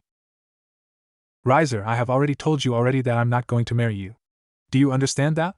Rias furiously stated at him. Now, Rias. You say that like you have a choice," Riser said with an amused tone of voice. "We both know there isn't much you can do. Both our families have already decided on this, and the contracts has been rewritten. Don't forget that your family has been just as hasty to unite our 2 houses as mine," he completely stated to her. "Don't speak so presumptuously as the heir of the Gremory family. I'm the only one who will decide on who I'll be marrying to. Regardless, if it wasn't for what our families did then I would happily marry into the Phenx family," Rias stated while placing her hand on her chest where her necklace piece rested. Hearing Rias say that she would gladly marry into the Phenx family if it wasn't for some changes but wondered on what happened and why she was so angry about it now. Akino and Kaneko already knew since Akino had her hand on her ring finger, gently touching the crystal gem ring on it while Kaneko remembered the ring she kept in her drawer. Riser saw Rias placing her hand on her chest, which he knew why. Deciding to point it out, he looked at the female redhead. Why don't you just forget about him? Getting a surprised look from Rias, he ran away from his responsibilities, which should have been placed upon me in the first place, since I am more fitted for this occasion than he is, Riser stated. Rias angrily stared back at him. He didn't run away.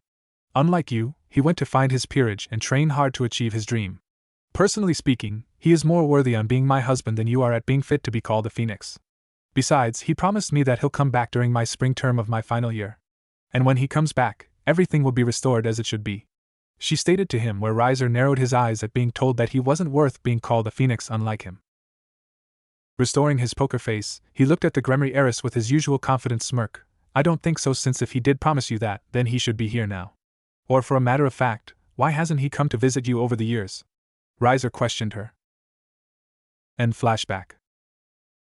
Rias and Riser had argued with each other, where Riser even threatened on extinguishing her peerage to assure that he'll bring her back to the underworld to make her his bride.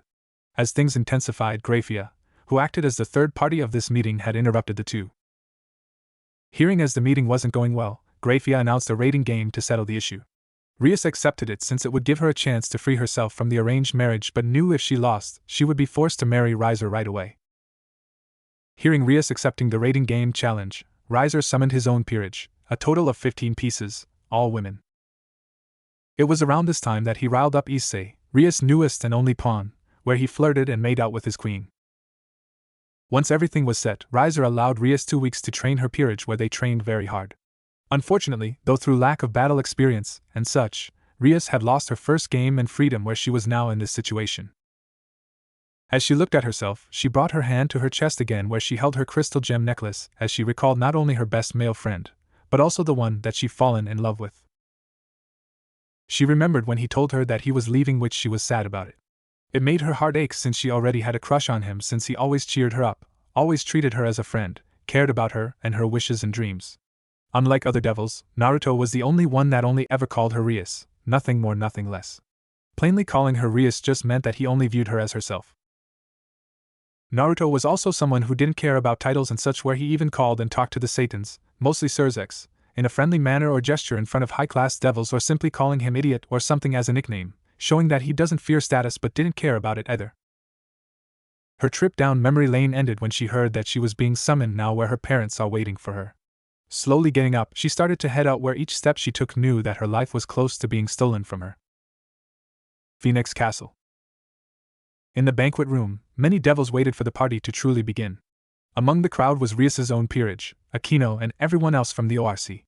As they waited, their faces carried a frown, since they weren't in the mood. The reason they had a depressing mood was because their king, Rias, is now being forced to marry Riser Phenix. Out of all of them, Issei was the one that felt the most depressed and frustrated, since he was the last one to help Rias win, but he was taken out by Riser. Issei fought well with a struggle against Riser's peerage, but when he faced against Riser, it was where he met his match. Issei had tried to use his boosted gear to fight against Riser, but he had used the dragon's power that was inside his sacred gear, too much so his body was spent. Riser proceeded to beat him into a bloody pulp, where the fist fight forced Rias to quit, since Riser wanted to make Issei both an example and his power by killing through his injuries. Once the rating game has ended, Rias was taken by both her and the Phenix family to get her ready for the wedding. Her peerage was taken to a special recovery room, where they got treated for their injuries.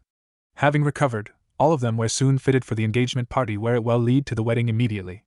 Both Issei and Kiba were wearing tuxedos, while Asia and Kaneko were wearing string dresses that reached above their knees, and Akino wearing a kimono. Their thoughts about the rating game and Rias' engagement ceremony stopped when they heard a familiar voice comforting them. You all did pretty well in your fight against Riser. They turned to see a young bespectacled woman in her late teens with a slim figure. She had a black, short bob-cut hairstyle and violet eyes. She wore an elegant string dress short that went down to her knees. This was Sona Citri, the heiress of the Citri family of one of the 72 pillars of the Devil Society.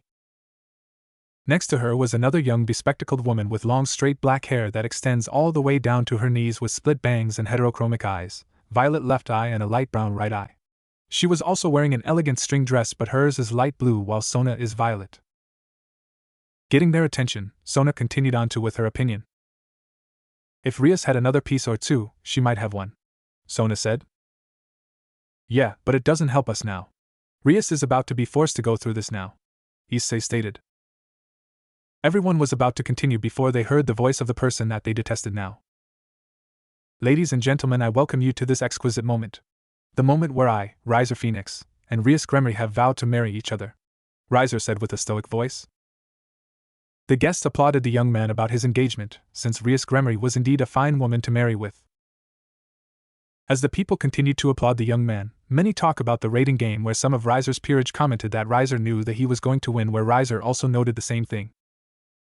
Look at him, he doesn't see on how close of a match it was, Kiba remarked.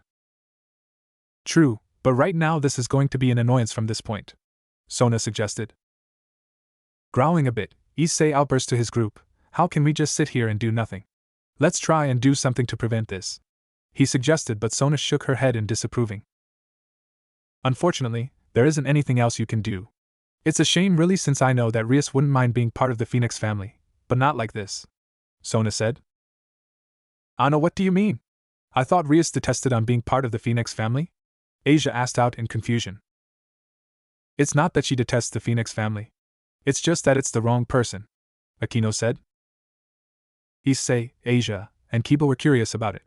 Akino explained that after Rias had met with Kiba, around the same time someone else left. That person was not only Rias' true fiancé but also her best friend and true crush. That person is Naruto Phenx, the youngest son of the Phenx family. They were so surprised to know that Rias was in love with someone already. They also learned that Naruto had left the underworld nearly 8 years ago for his own training and searching for his peerage, which his parents doesn't know on where he is since he left in secret. I can't believe that Bucho is in love with someone already, Issei muttered as he had tears run down his eyes, knowing that Rias' heart already belonged to another. The proof about their feelings for each other is around her neck, Akino said. Akino described that Naruto had given Rias a beautiful pendant that he made by using his own powers. They know on what pendant that Akino was talking, since every one of them saw her hold a crystal gem pendant while she sat behind her desk sometimes. Akino and Sona also showed them that they also had something similar, crystal gem rings that they both wore since they were good friends with him. Well, Sona viewed it that way, but Akino had a small blush as she viewed her ring. Even Kaneko stated that she had one but never worn it since she outgrew the ring finger but kept it safe. Before anything else could be said, they all heard Riser's voice getting their attention. Ladies and gentlemen, please welcome my bride-to-be and future mother of my children, Rias Gremory, he announced. In a crimson magical circle that appeared next to him, Rias magically appeared from the teleportation wearing the white wedding dress that she was given while still wearing her crystal gem pendant. Riser gently took Rias' hand where he guided her towards both their parents. The crowd dispersed, giving the two a pathway to their destination. As they walked, Rias kept her head down, not wanting to see her parents. Reaching them, Riser and Rias bowed a bit before he turned to Rias. Now then, my love, let us enjoy our moment together, since after tonight we'll be as one. Since you are now my wife, forget about your worries and enjoy the moment. That also means it's time to get rid of that pendant, Riser said, where he saw her looking at the pendant that his younger brother had given to her. Rias looked objective where she was going to voice out her thoughts, but Riser simply took hold of the pendant, tugged the strap where it broke, and tossed the pendant aside. Rias just looked stunned, since it signaled to her that it was over. Her life, her future, her dreams were now over. Just before they were going to move forward to the wedding ceremony, the large double, wooden, doors that was both the entrance and exit to the banquet suddenly exploded with tremendous force that it broke the hinges, causing the doors to fall onto the floor.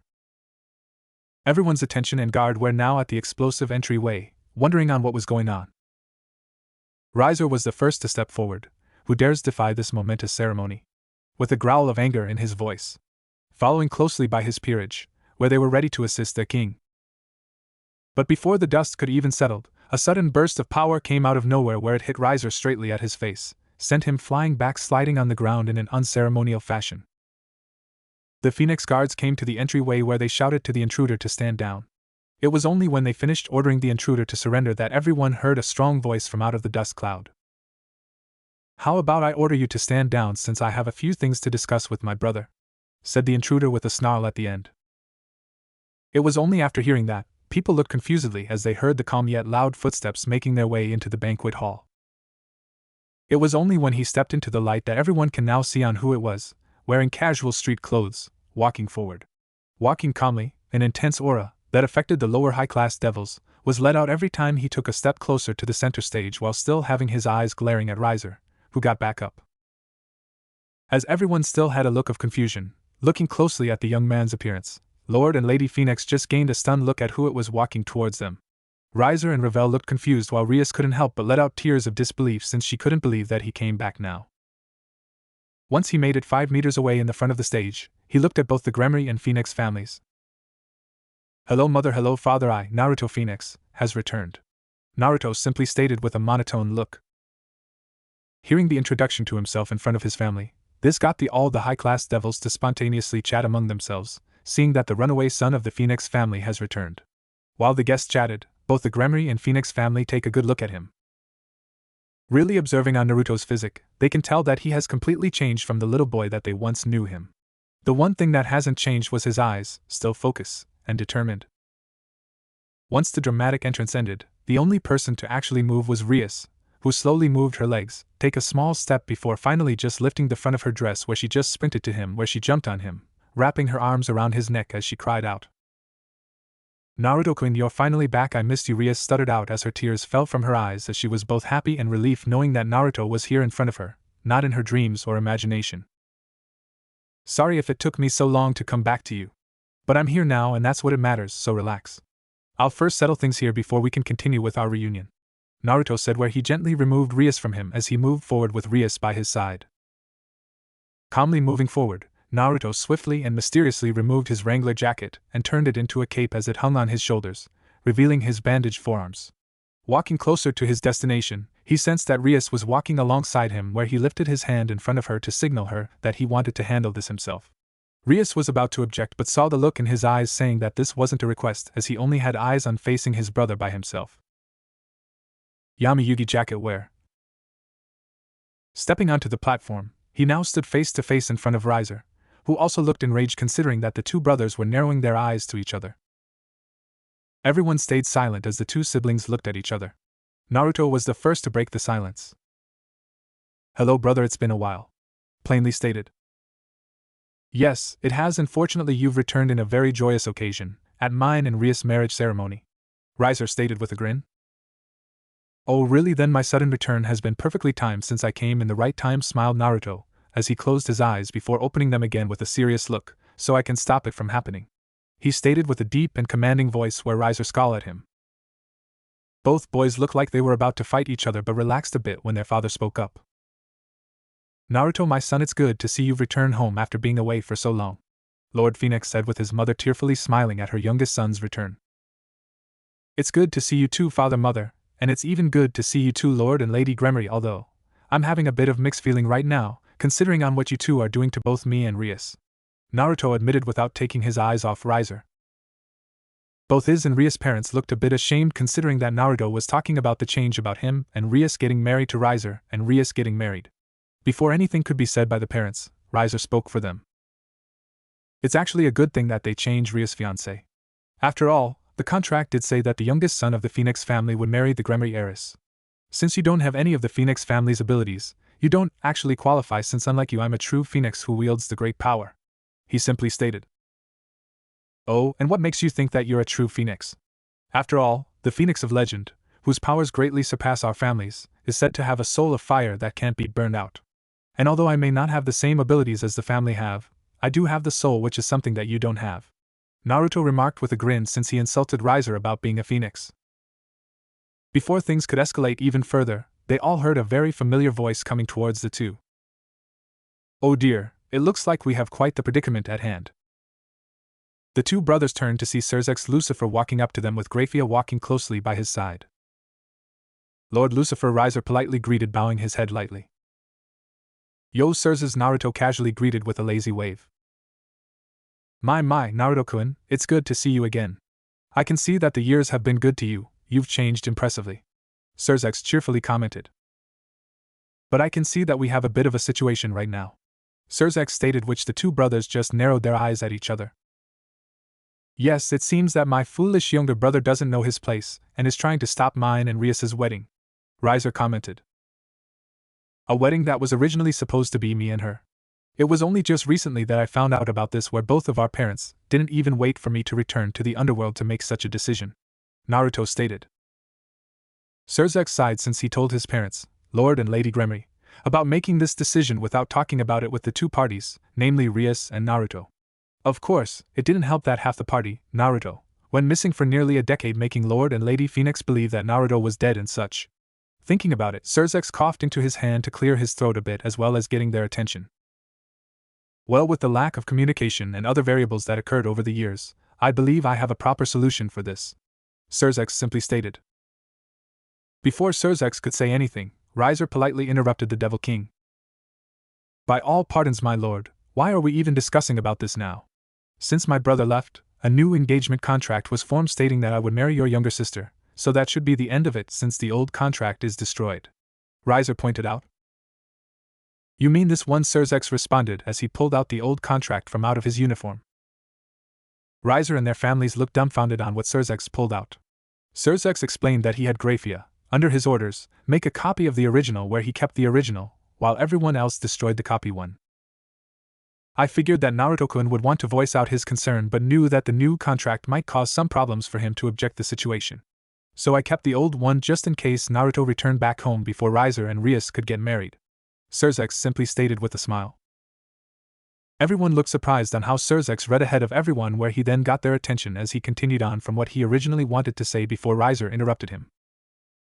Alright, as I was saying before, I have a solution to this problem. A rating game, a single one-on-one duel between Naruto versus Riser. Of course, if Naruto has a peerage like Riser, then it would be Naruto and his peerage versus Riser with his peerage, Surzex commented. Naruto and Riser looked at each other, where Riser grinned at his younger brother. I accept those terms, Lucifer-sama. I would defeat my little brother and show him what a true Phoenix can do, as well as putting him in his place, Riser overconfidently stated. I have a peerage, and trust me, when I and my friends get done, you'll know what kind of Phoenix that I am, Naruto responded seriously, where the two glared at each other.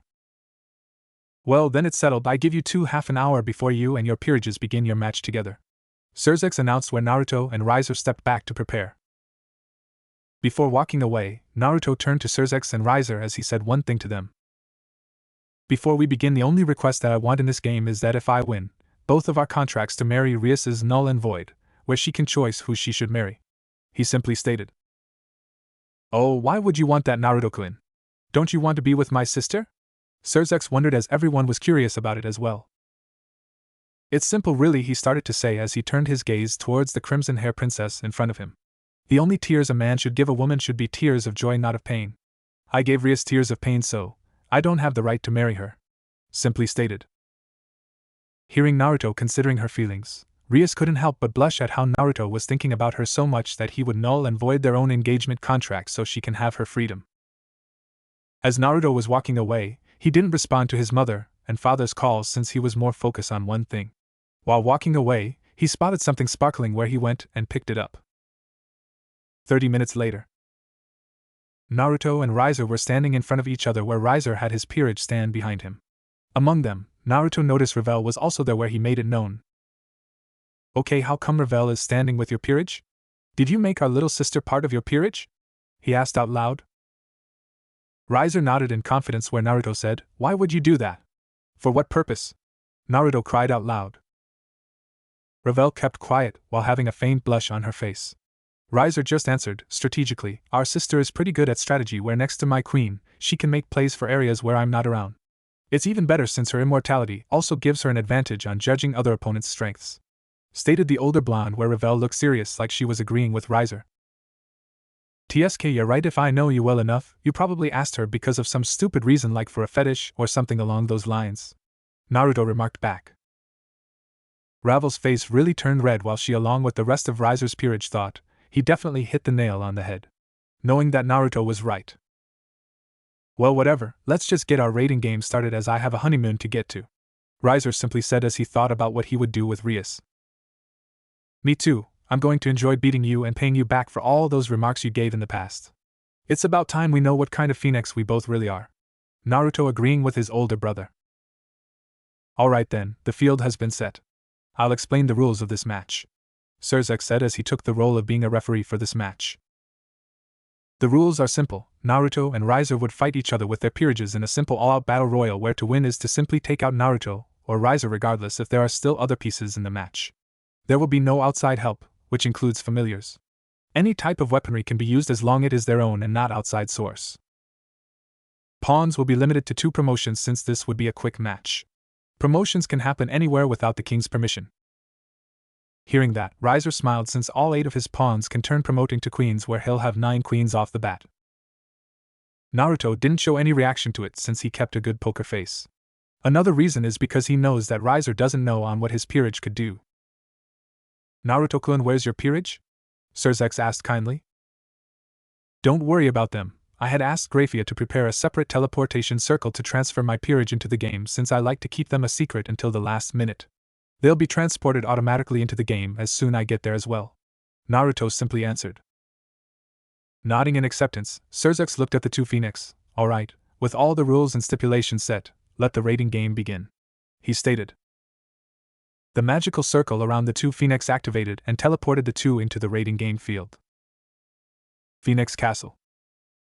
Everyone sat or stand, their own preference, as they all looked through the video screens on the commencement/results of the raiding game. Sitting in one table, Rias was waiting in anticipation on how Naruto was going to fight his older brother, Riser. As the Crimson Princess pondered about it, Akino and the other members of the ORC with Sona and Tsubaki were sitting along with her, wondering on what's going to happen. I wonder on what's Naruto-kun's game plan. Things could be disadvantaged if he doesn't figure out a way to handle his older brother along with their little sister. Akino thought out loud. I don't know, but given how he's a battle prodigy it would be interesting to see. Sona reminded the Thunder Priestess. Battle prodigy? Issei wondered as Akino, Kaneko, and Sona are the only ones, besides Rias, who knew anything about Naruto. Kiba and Asia were also curious since they don't know anything about Rias' childhood crush. You see, as many of you know, Rias is considered to be a prodigy herself since she earned the nickname, Crimson Ruin Princess. However, her nickname title doesn't mean much since comparing to Naruto's skill set, he was far stronger than Rias was back when they were children. Akino stated. Hi, Naruto-san is considered a true prodigy since even though he isn't successful academically because of his lack of care for it, he is very intelligent when it came to making not only strategies before a challenge, but also on-the-fly plans when the situation changes. In fact, he even sparred with Lucifer-sama's pawn, who is one of the top 5 pawns in Devil Society.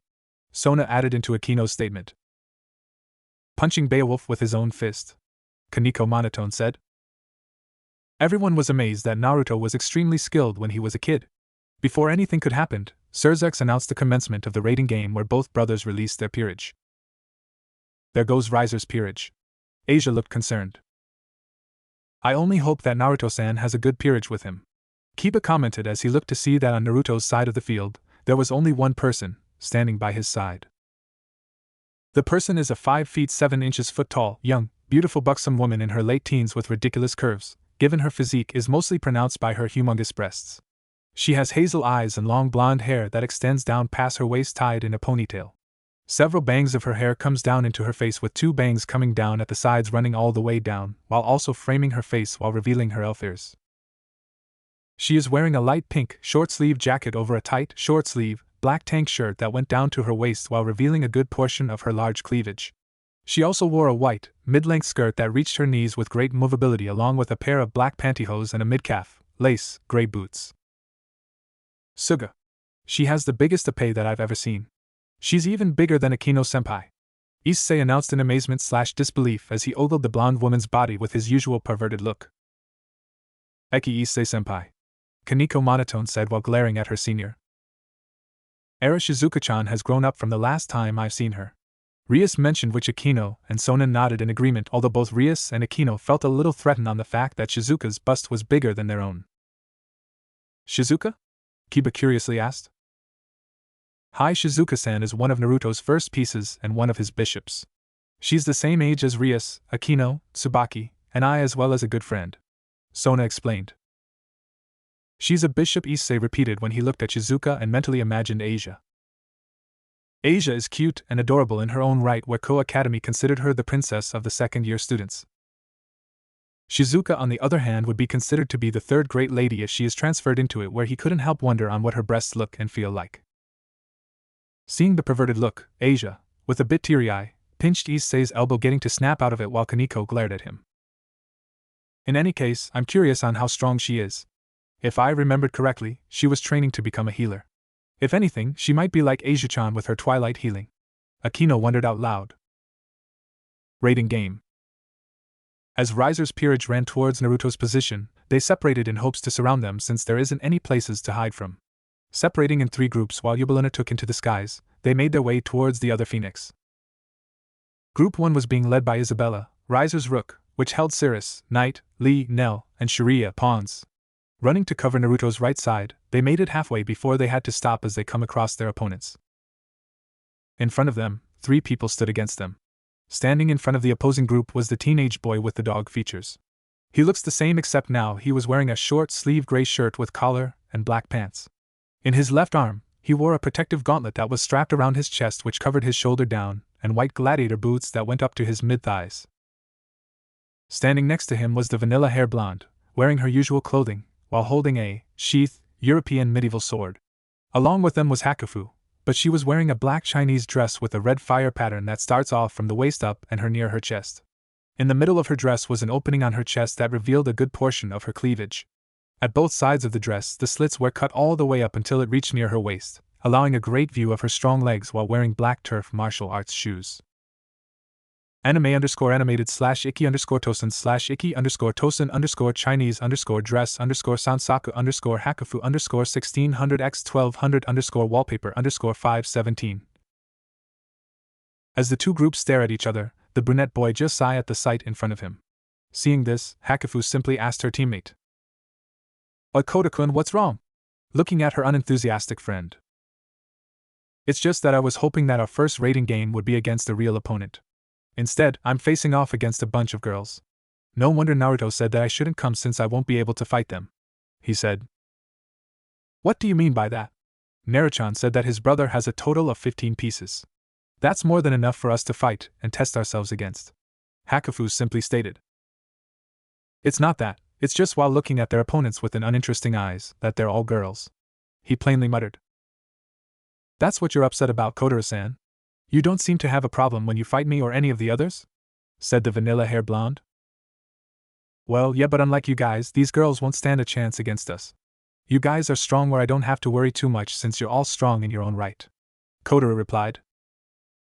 Well, I can understand that, said the other blonde before she quickly drew her sword and blocked a Zweihander strike that would have taken the 3 out.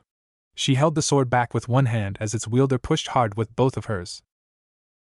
It didn't last long as the blonde quickly parried the sword before giving her opponent a strong kick to her stomach to shove her back to her group. Getting their attention, Hakufu simply looked at them. Now that was rude.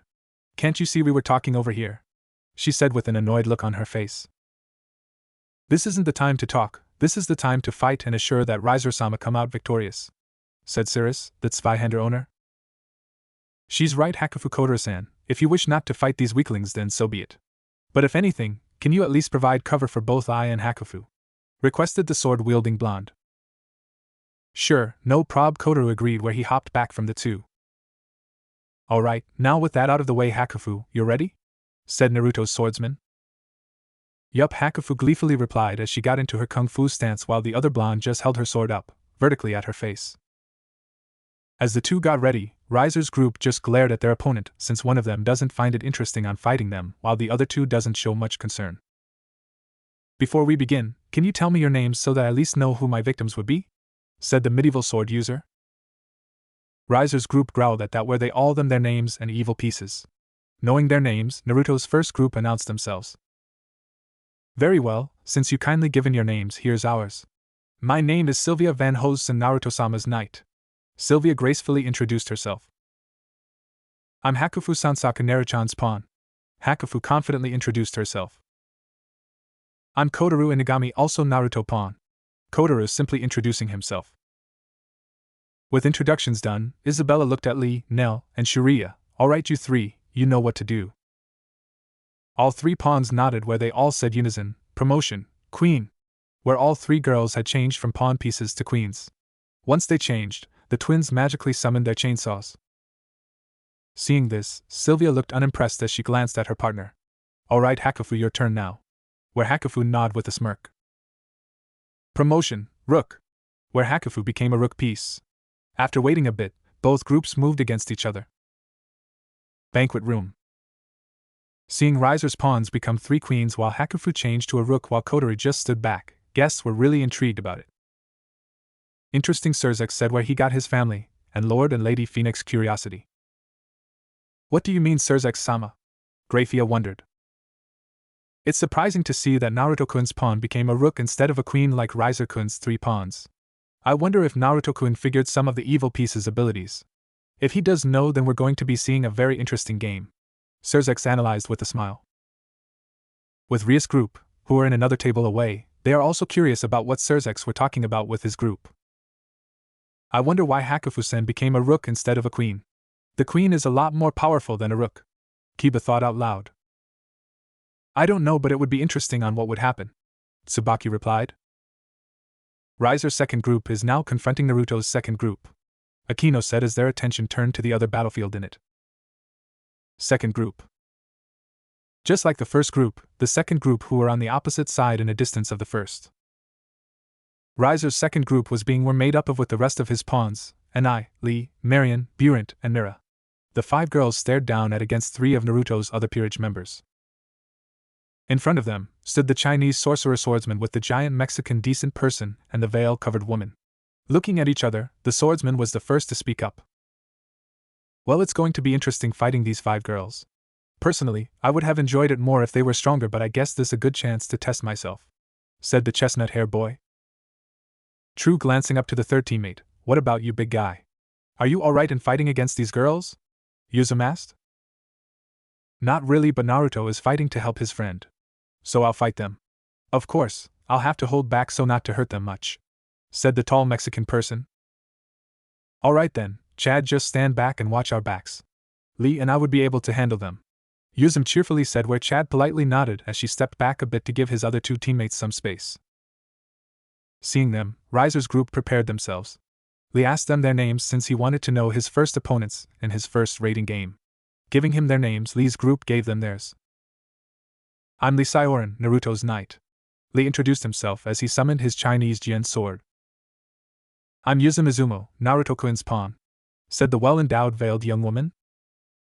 I'm Chad, Naruto-san's rook. The muscular, extremely tall man wearing a green, short-sleeved shirt, dark blue jeans and ankle boots. He had a tattoo on his left shoulder that read Amore y Mort in Spanish. Hearing their names, Riser's pawns shouted out, Promotion, Queen. All 5 pawns were now queens, where Yuzum shouted out as well. Promotion, Knight. Where Yuzum became a knight. Once Yuzum promotion, the 2 knights moved forward against the 5 girls. Banquet room. Seeing Yuzum promote to a knight is another surprising move, since now, Lee, Chad, and Yuzum are now facing 5 queens. Rias and the others wondered on how the 3 are going to handle 5 queens. As this was going on, Issei made another perverted comment on how big Hakufu and Yuzum breasts are, breasts that rivaled Rias and Akino. Calmly walking straight forward, Kuroka just sighed as she moved forward to block Riser's final group. Seeing Kuroka being frustrated, her partner decided to find out on what the Nekishu was sighing about. Kuroka, what's the matter? Said the person. What's the matter? I can sense Riser's queen is flying over the field, and yet she'll be going to face Yubelina, Kuroka said. And the problem would be? With an eyebrow raised in curiosity. It's the fact that I won't be able to fight her, Mocha-chan, Naya, Kuroka stated. That's all? Mocha deadpan said. That's right, Naya. Yubelina was the one that attacked and took out my Chiron. I intended to claw her eyes out with my hands, but Naruto-kun said that I should tag team with you, Kuroka complained. Well, you're more a ground fighter instead of a fly fighter, Mocha explained. That true, Kuroka grudged agreed. Besides, Mocha's attention turned to what's in front of them to see 3 of Riser's pieces were standing among them. We got some company, she stated. Hello Kuroka, it's been a while, said Ravel. Hi Ravel-chan. You've grown a lot since the last time I seen you, Naya, Kuroka cheerfully stated. Same to you. I hope you've taken care of my Nisama when he was away. Personally, I wish we didn't have to do this, since I'm curious to know what he has been doing. Ravel voiced her curiosity. To tell you the truth, it's been him who has taken care of me in more than one way, Naya, she said with a blush, giving anyone who was listening a few perverted ideas. But if anything, you should be more worried about Riser, since if he fought against Naruto-kun, he'll face a force that will make him wish he never cross him, finished Kuroka with a smirk on her face. I don't know what he has done, but Riser Onissima won't lose against Naruto Onissima," Ravel replied. "Well, CO, and before we begin our fight, let me introduce to you to Naruto-kun's rook, the Daywalker, Mocha Akashiya," Kuroka introduced. Mocha Akashiya is an 18-year-old beautiful 5 feet 8 inches foot-tall woman who has long, knee-length, silver hair with red cat-like pupils. Her vampire fangs pronounced. She had on the same outfit as Hakufu, except hers was a white Chinese dress and turf shoes. Hearing that Mocha is a vampire, Ravel looked a bit nervous but remembered she had 2 strong partners. Ravel introduced Kuroka and Mocha to Maihi, Bishop, Carlamine, Knight, and Xiaolan, Rook. Hearing this, both Mocha and Kuroka just smirked in confidence. The two just got themselves ready as Ravel ordered Carlamine and Xiaolan to take on Kuroka and Mocha while Maihi and her offer support. Banquet room. Whistling casually, Sirzex looked at the screen that had Kuroka and Mocha. "So he has a vampire among his peerage. That's interesting, wouldn't you say, my son?" Lord Gremory stated. Sirzex nodded in agreement as Lord Phenx also wondered on how his son got a vampire, especially a daywalker to boot. "Damn that Naruto bastard. He has several sexy girls with killer bodies that rival Bucho and Akino-senpai," Issei stated out loud as he shook his fist in rage at how envious he was to the new Phenx. Seeing Kuroka and Mocha together, Issei whined jealously at how lucky Naruto has for having a sexy rook and bishop. As he said it, he suddenly thought about what Kuroka said. "Wait a second, that Kuroka girl, she said that she wants to fight Yubelina for taking out Chiron. Who's Chiron? There isn't anyone here with that name," Issei muttered out loud. "That because she goes by a different name. She is actually here," Rias pointed out to their youngest member in the group. "Kaneko-chan, you're Chiron," Asia said in surprise. "But why is Kuroka calling Kaneko-chan Chiron?" Issei wondered. "That's because that's her first name, the name that Kuroka gave her," Akino playfully mentioned. "Why's that?" Asia asked curiously as she didn't understand the situation. "She's my Wanisama," Kaneko plainly stated. She's your older sister?" Issei said in surprise as Kaneko nodded in answering his question. Issei looked back at Kuroka and Kaneko where he finally noticed the resemblance between the two girls. He cursed Naruto for having Kaneko's older sister as his bishop. He then imagined on what Kaneko would look like when she gets older, where he snickered at how sexy she would look like. Kaneko kicked him, breaking him from his imagination. "Hentai, Issei-senpai," she said. "Ano, if Kaneko-chan and Kuroka-san are sisters, why aren't they both in either one of your peerages, Bucho?" Asia asked out of curiosity since it kept both sisters separate. "You see, Naruto found Kuroka and Kaneko-chan years ago where he took Kuroka in. He would have wanted to have Kaneko-chan in his peerage as well, but given the special circumstances it would have been a problem. So, he asked if I could take in Kaneko-chan as part of my family, which I happily agreed, which I never regretted on my decision. I not only gotten a wonderful rook, but I also gotten both a friend and a cute little sister," Rias cheerfully said. Kaneko didn't show it, but she was also happy that she was with Rias since Rias has treated her very kindly and always watched out for her, especially over the last couple of years when Kuroka was gone. Their attention soon changed when Sona spoke up. She openly said on how curious she was on the fact that Naruto has gotten a vampire, especially a daywalker. Hearing that Mocha is a vampire, Issei was surprised but not much since he was getting used to the supernatural world, while Rias thought about her second bishop since Mocha's presence might cause some situations. As their conversation continued, their attention turned back to the raiding game as the sounds of explosions and battle cries could be heard. It was only when the smoke cleared in one of the battlefields that they saw the results. Coders Group. As the twins with chainsaws moved with their heightened queen promotion, Naruto's first group waited patiently before the two reached the halfway point. Once they did, Hakufu made her move. She instantly moved forward where she surprised the two chainsaw-wielding girls as they had their chainsaw ready to strike. The first thing that Hakufu did was to disarm them by destroying their weapons. Channeling her magic where she gathered a small amount of water, she aimed for the sides of the chainsaws where she broke the machines with a quick punch and back elbow thrust before performing a double split kick on the two to separate them. Seeing the twins being taken out, Cirrus and Isabella moved forward but were surprised to see Sylvia was already in front of them. Sylvia focused her attention on Cirrus where she used her sword skills to parry Cirrus' larger sword with ease while pushing her attack on her. Isabella rushed towards Hakufu, who calmly stood still with a smirk. Isabella started to fight Hakufu with incredible skills in martial arts, but Hakufu easily blocked, diverted, and dodged all of Isabella's attacks. Having enough of Isabella's assault, Hakufu waited until Isabella made the mistake. Isabella threw a punch where Hakufu ducked under, giving her an opening. Gathering Ki into her hand, Hakufu immediately delivered an open palm strike at Isabella's unprotected abs. In an instant, Isabella felt a pain like no other as Hakufu delivered her strike. The Ki-enhanced palm strike delivered a powerful hit where Isabella was sent flying, with plenty of her clothes being destroyed along the process. Isabella was sent directly into one of the giant chest structures that was nearby. Being out cold, as Isabella was now stuck 5 feet deep inside the stone structure. It was then that she was being teleported out of the raiding game. Riser's rook has retired, Grafia announced to everyone. Sharia, who was witnessing on what was happening, decided to join in, but from distance.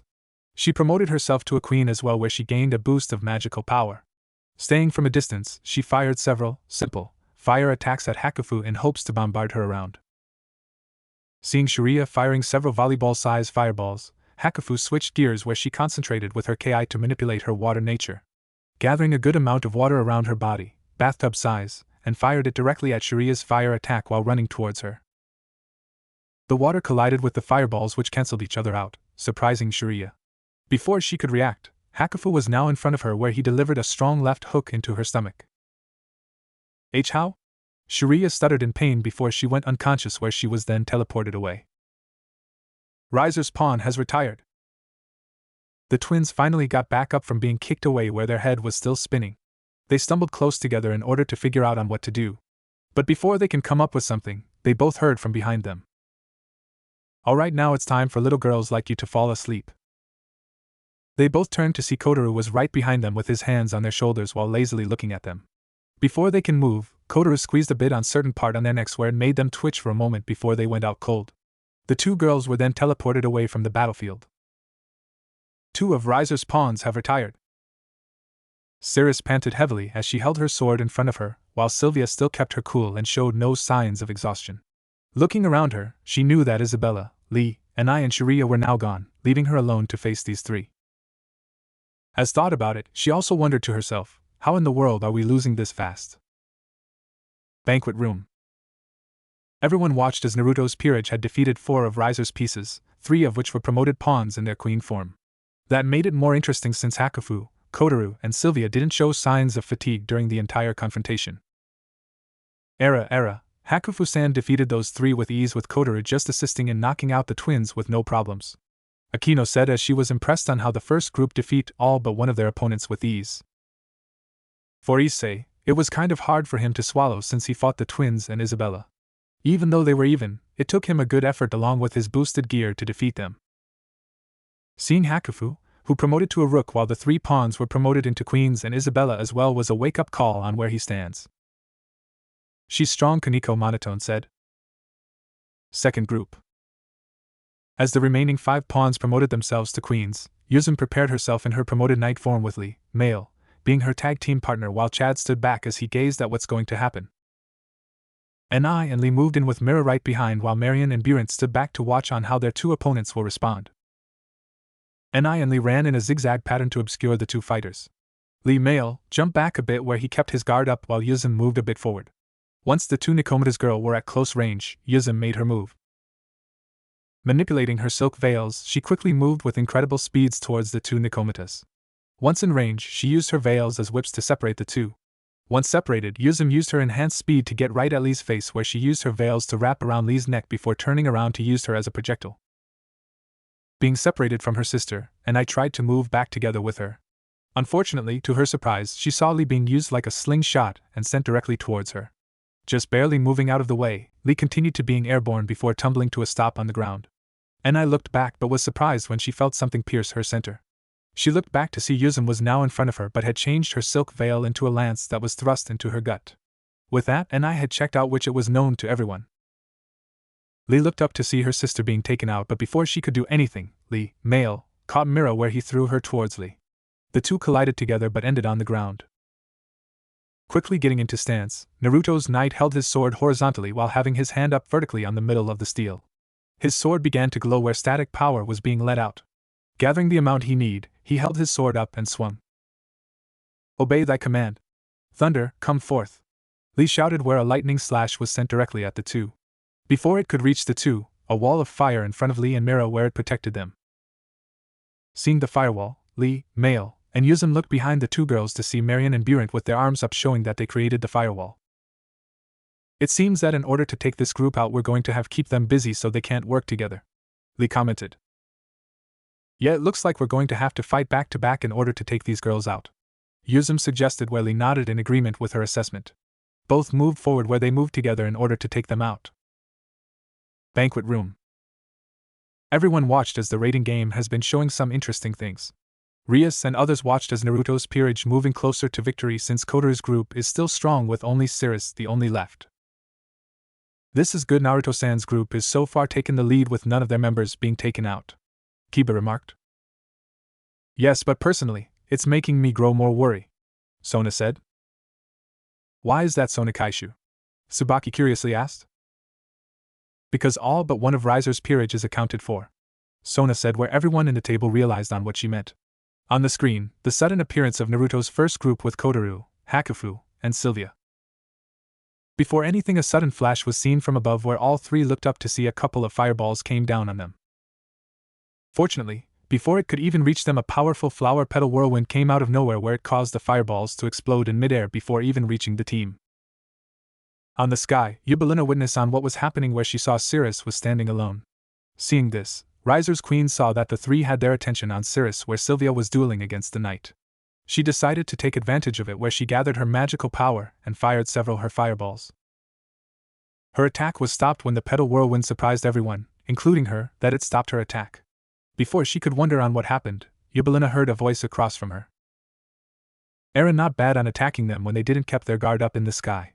But unfortunately for you, you didn't suspect that Naruto-kun would also thought about it where he had me just watch over them and take care of any stray shots, just like you. Yubelina looked in front of her to see someone gently hover down with their devil wings completely spread out. Floating in front of the bomb queen, she can see a young, beautiful woman in her early 20s. She stood at 5 feet 9 inches foot with amber eyes and long light brown hair. Her hair is longer than her knees with her right bangs are long and are kept behind her right ear along with the rest of her hair. Her left bangs are shorter than her right, however they are still longer than her face. This cluster of hair hangs freely in front of her left ear. She was wearing a tight white leather pants and leather jacket that left her stomach exposed, which gave a good view of her splendid curves, more on her breasts, which were even bigger than Shizuka. She had an ample mark on her left breast. In her hands she held an elegant katana in her right and its sheath in the left. On her left leg she had a pair of throwing knives strapped to a small belt around her leg. Still, it's a pleasure to meet a fellow queen. Now, before we get started, let us introduce ourselves, since even though I learned a bit about you before our meeting, I believe that a proper introduction with each other would be appropriate, said the young woman. Very well, I'm Yubelina, Riser-sama's great queen, Yubelina said. A pleasure to meet you, Yubelina. I'm Yuko Sajiri, Naruto-kun's left-handed queen, Yuko simply said. Left-handed queen? Why you call yourself that? Yubelina asked as she held her scythe on the ready. It's because the right hand is reserved for that special person. After all, like Graphia-san is Lucifer-sama's right hand, Naruto-kun's right hand hasn't yet made her appearance. Although, hopefully she doesn't mind on sharing him with those of us that are interested in him as well, said the light brunette as she had a bit of a red on her cheeks. She closed her eyes before reopening them to reveal that she was now serious, but I believe that's a conversation for another time. Right now, I believe it's time to see which queen is stronger, don't you agree? Yuko implied as she sheathed her sword where it is attached by her waist. Ditto. Yubelina agreed where she prepared her scythe. Waiting for a bit, Yubelina made the first move where she channeled her magic into her scythe where it fired several large fireballs as Yuko. Yuko just calmly looked on before she made her strike. Banquet room. Everyone saw the appearance of Naruto's final member, his unknown queen, now hovering in front of Riser's queen. As the two had their little discussion, several people, mainly the men, looked at the young queen. I take back what I said about Shizuka-san. Naruto's queen has the biggest épée I've ever seen? Issei blurted out without a care on who listened in. Yuko Sajiri-san glancing at Yuko's body figure, it appears that Naruto has gotten himself some interesting people to be part of his peerage. Don't you agree, Rias? Sona asking her childhood friend as she stared at Naruto's queen. Hai nodded in agreement before continuing on, although I'm curious to see how she would do against Yubelina. Don't you agree, Akino? Rias asked her queen and best friend. Akino was curious on knowing how Naruto's queen would do against Yubelina. Akino had fought against Yubelina, and the reason she lost was because Yubelina had used the Phenix tears to cure her wounds and such, where Akino didn't have it, that later soon caused her defeat.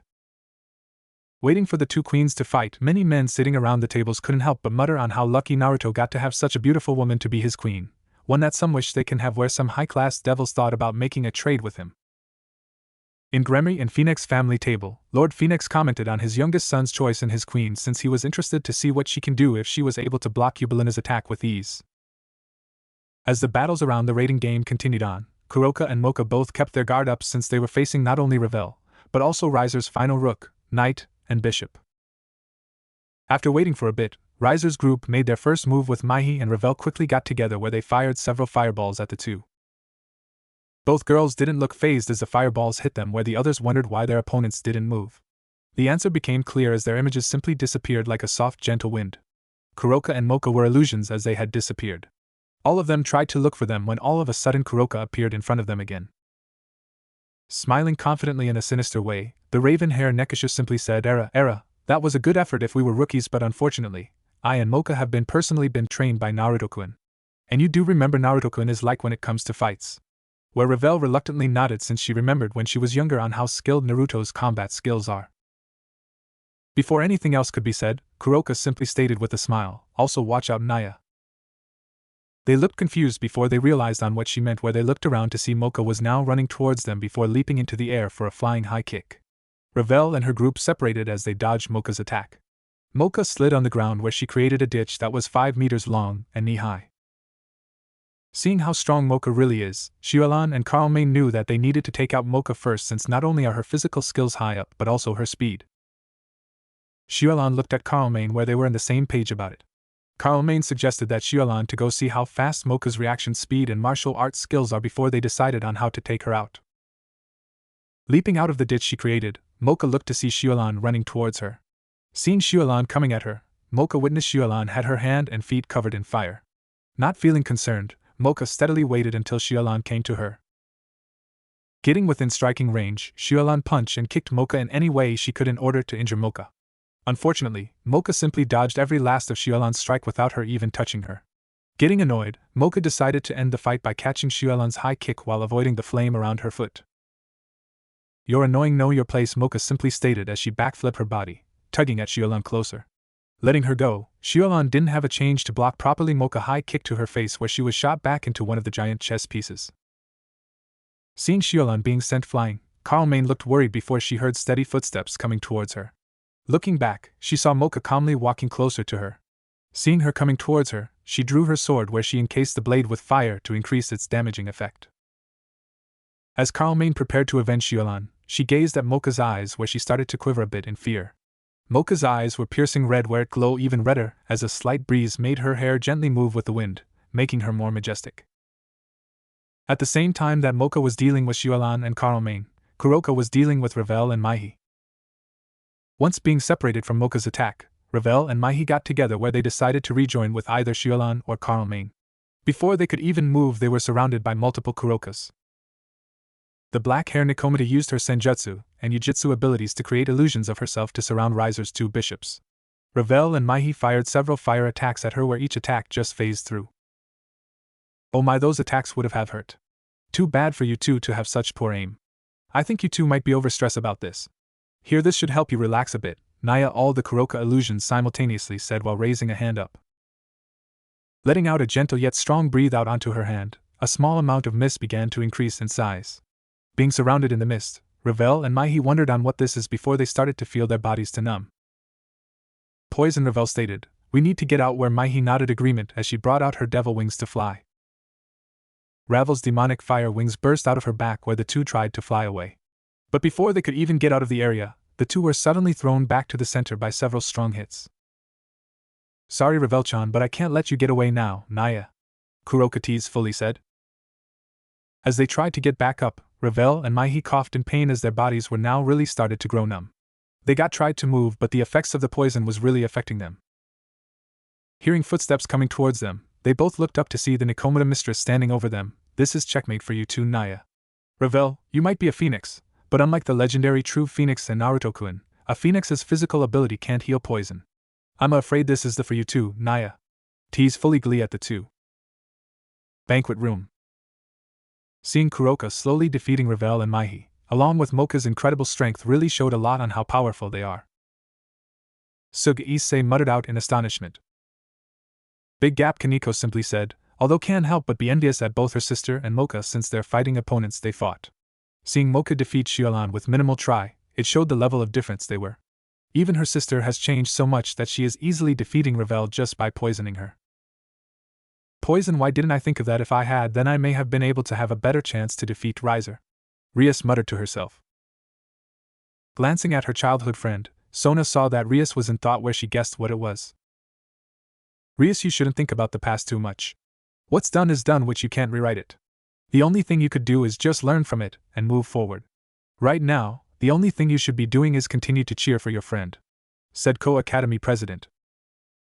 Knowing that Sona was right, Rias looked back at the fight where things were getting closer to the conclusion. As the battles on the ground began to settle with the two queens were settling their fight. Yubelina had bruises and burns from the physical hits from Yuko's elbow, kicks, and knee attacks with enhanced lightning affinity, while Yuko had similar bruises except she had a few light burns and cuts that showed in her leather clothes. The two panted as they stared at each other. As they were ready to fight again, Yubelina positioned her scythe where she looked gleeful. Curious on seeing how Yubelina was looking so confident, Yuko decided to ask the bomb queen. What's with the look? Are you enjoying this battle or is it something else? Yubelina just looked at Yuko with a straight face before pulling out a small vial. Yuko saw the vial where she narrowed her eyes for a second before she realized on what it was. That vial is that, Yuko started to say before Yubelina cut her off. Yes. This is the Phenx tears. As you know, these tears can heal all the injuries that the user receives. You fought well, but I'm afraid this is the end for you, Yubelina said as she took the contents of the vial where all her wounds began to heal. Once she was fully healed, Yubelina's confidence grew since she now had a chance to win. However, glancing at Yuko, her confidence began to waver as Naruto's queen maintained her poker face, which was now smiling at her, especially in the situation she was in now. I can see that the Phenx Tears abilities are true as they say, which can be very troubling. However, in this case, it won't matter since I've already completed my task, Yuko stated. Your task? Yubelina said as she gathered her magic for another fire attack. Yes, you see, Naruto-kun had asked me to observe you and gather some intelligence on you. However, seeing the rating game match against Rias and how you fought now, Naruto-kun's hypothesis about Riser not training his peerage properly does show, Yuko explained. Yubelina grew angry where she threw several fireballs where Yuko easily dodged or deflected by sending some lighting into her arms and legs. Getting a bit of distance, Yuko looked back at the bomb queen. I believe I have entertained you long enough. It's time to finish this, she stated as she began to draw her sword from its sheath for the first time in their battle. It was then that Yubelina, and those in the banquet room, gazed at flameless Phenx Queen. Yuko's long silk hair began to change hair color where it changed from light brown to silver white, like Graphia. Once her hair had completely changed, Yuko pointed her katana at Yubelina as she stared back. Yubelina didn't wait for Yuko to make a move where she gathered a large amount of fire magic against the now silver hair queen. But before she could even attack, Yuko moved forward with her sword covered in lightning. Yubelina attacked with a concentrated fire blast at close range to take out Yuko, but Yuko unleashed a powerful lightning-enhanced slash with her sword. The slash not only cut Yubelina's attack but it continued to move forward as it grew in size and power, completely overwhelming Yubelina's attack as the slash hit dead-on. Kyakudai Raimaiken, Maximum Thunderclap Sword, Yuko calmly said as her placed back her sword in its sheath while Yubelina is forcefully teleported away in a magical teleportation circle. Riser's queen is retired, Graphia announced. Yuko breathed easily as she took out Riser's queen where it shows with her hair going back to normal. It was then that she heard from the intercom in her ear. Yuko-chan, I sensed that you fought and took out Yubelina. Are you alright? Naruto asked. I'm alright, Naruto-kun. I just have a few injuries, Yuko responded. Alright then. I'll send Shizuka to take a look at you, or are you okay with just yourself? Naruto said. I'll be alright, I do have medical knowledge as well. Save Shizuka for anyone else who will need it, Yuko replied, which Naruto agreed. Banquet Hall. Everyone showed on how impressed or shocked at how Yuko defeated Yubelina. Akino was the most surprised/stunned than everyone else since she fought against Yubelina, who also used the Phenx Tears to defeat her. However, Yuko was in a similar situation that the Thunder Priestess was in, yet Yuko defeated Yubelina with ease. Naruto-kun's queen is very impressive, said Lady Gremory stated, which everyone agreed. But I must say, she does look like you, Grafia-chan, Sirzex commented to his queen, which she nodded in agreement. However, Sirzex continued on with his comment. Although if I'm so boldly say Yuko is physically more well-endowed, he said innocently enough. Although, once he finished it, he suddenly felt a painful tug on his cheek where he saw Grafia pulling his face with her hand while still maintaining her monotone look. Please learn how to properly speak, Sirzex-sama, Grafia plainly said, where Sirzex agreed with. Hearing Yubelina has been retired, Ravel coughed harshly while thinking on how bad the situation is growing. Before anything else could happen, she suddenly heard Grafia announce in the area. Riser's knight is retired, Riser's 5 pawns retired. Hearing that everyone except her, Maihi, Carlmain and her brother are the only ones left, Ravel knew that they'll lose if they don't take out Mocha and Kuroka first before any of their backup comes here. Ravel used her remaining strength to do something to keep Kuroka at bay. She wielded her Phenx ability of fire to encircle the two where it spread until it reached Kuroka's illusions. Ravel contracted her fire to encircle both her and Maihi before she elevated her encircle fire to expand in height so to keep Kuroka's at bay. Kuroka stopped her assault as she saw the youngest Phenx encircling herself and her teammate in fire. She knew that it kept her at bay as well as burned the poison that she unleashed away. Deciding to wait, Kuroka just glanced at the flaming barrier. Her attention then changed when she heard Grafia out.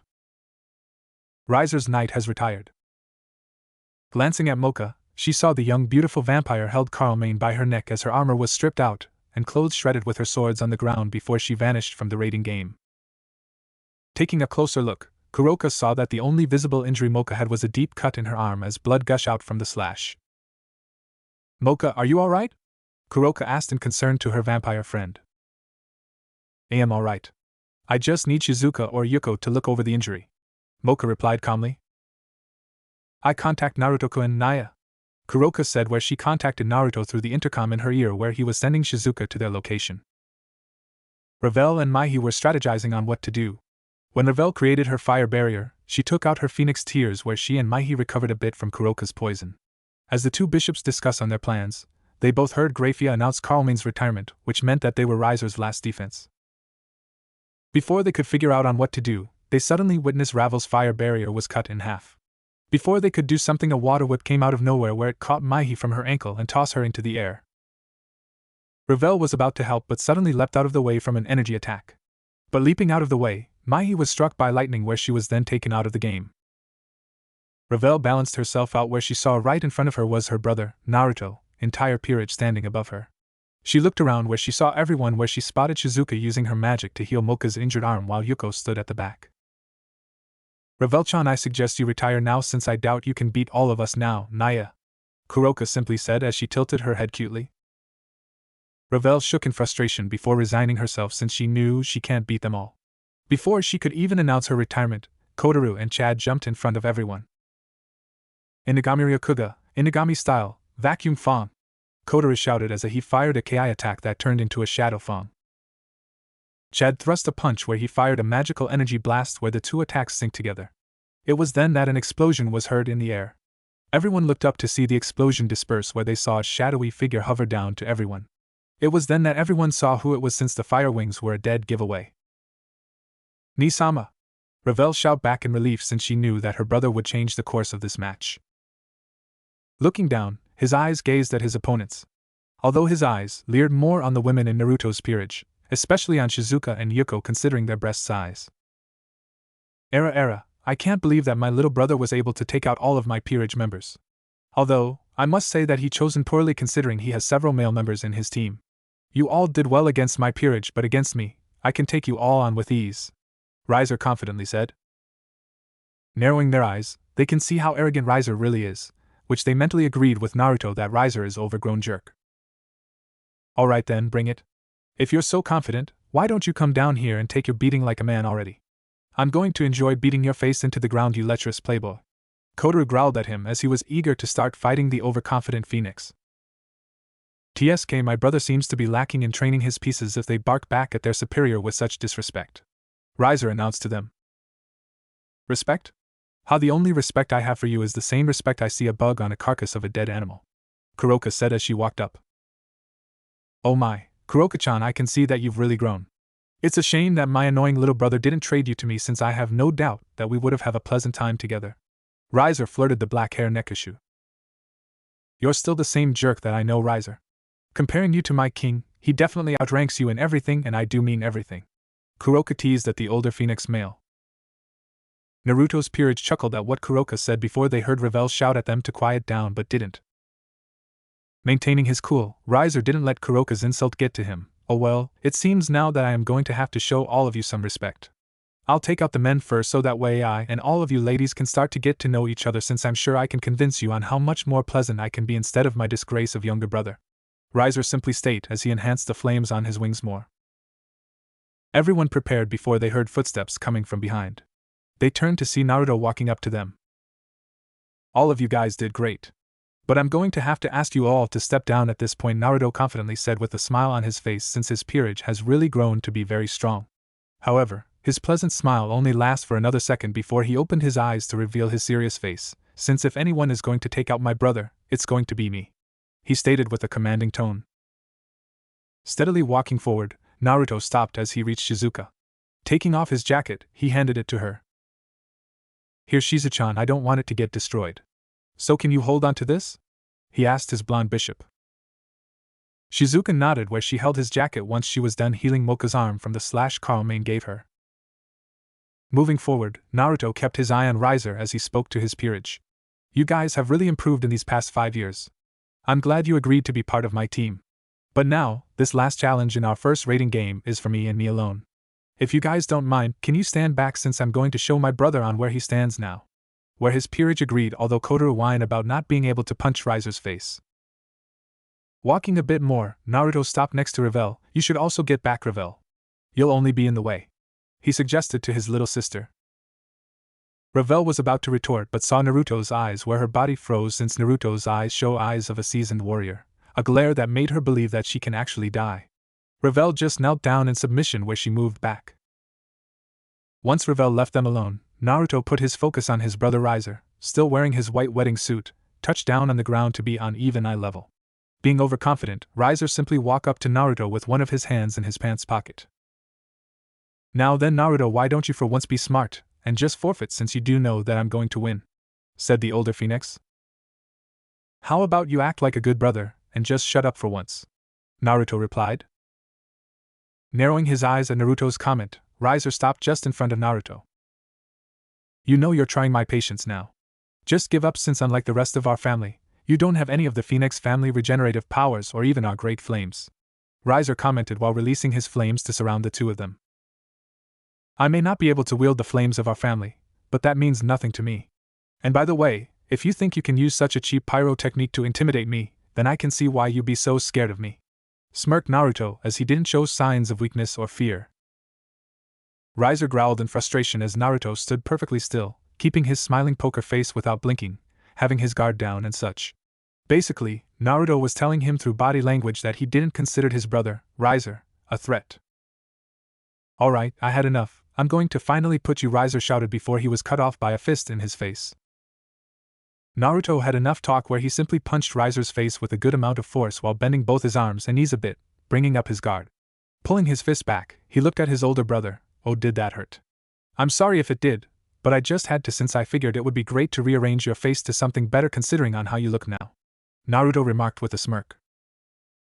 Why you little, Riser said again before he was cut off by another punch at his face, this time with enough force to throw him back a good couple of meters. Enough talk, let's see if you actually have any skills, since I highly doubt that your overbearing mouth would finish this fight. Naruto stated as he put his guard up and took a fighting stance. Riser just did what Naruto said, where he gathered his fire in his hands and was going to throw it at him. But before he could even attack, Naruto used Shundo to instantly be in front of Riser, where he used his martial arts skills to diverge the blast away from him. The fire blast went into a different direction where Naruto had a clear opening where he delivered another strong punch into his older brother that sent him flying back. Riser was sent directly to one of the chess piece replicas. Banquet room. Seeing both brother now coming up to face each other after their peerage have finished fighting, many were both excited and anticipating on how the outcome will come out to. Rias looked nervous since she knew that Naruto didn't have the Phenx abilities like the rest of his family. As she, along with those that know Naruto's past, knew that he had a very huge disadvantage. Naruto-kun, Rias muttered as she was nervous for her friend/old crush. Now the real fight is about to begin. Sona thought out loud. The real question here is whether or not if Naruto-san has greatly increased his power, or Tsubaki started to explain. If Naruto-kun has a secret strategy to take out Riser. Akino finished Tsubaki's explanation. We're going to see now. Kiba remarked as he, Issei, Asia, and Kaneko just looked on since this is the real match. It seems my inquisitiveness is going to be answered now, Surzek said with his usual laid-back look since he was intrigued on how Naruto has grown up. Yes, my boy, I'm just as curious as well, Lord Gremory said. Although Surzek started to reply, regardless on how the match is going to turn out, I do know that after this is over, Naruto-kun is going to turn his rage from Riser-kun to you four. Looking back at both his parents, and Lord and Lady Phenx. Yes, but considering that he left without a proper explanation or consideration to everyone's feelings. I doubt his anger would be that much, but considering that Rias wasn't involved, it would still be a very unpleasant meeting. Surzek-sama, I suggest we join Lord and Lady Phenx to help keep things civilized. Graphia suggested to her king since she knew that next to Surzek's, Naruto cared about Rias very deeply. Yes, I believe that a good idea. Surzek's agreeing with his wife's agreement.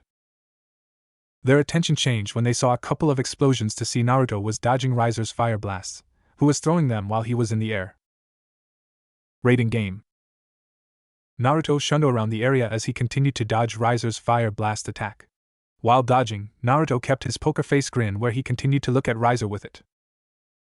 Riser, who continued his assault at his brother, just growled at seeing his brother not even showing a frown in this situation.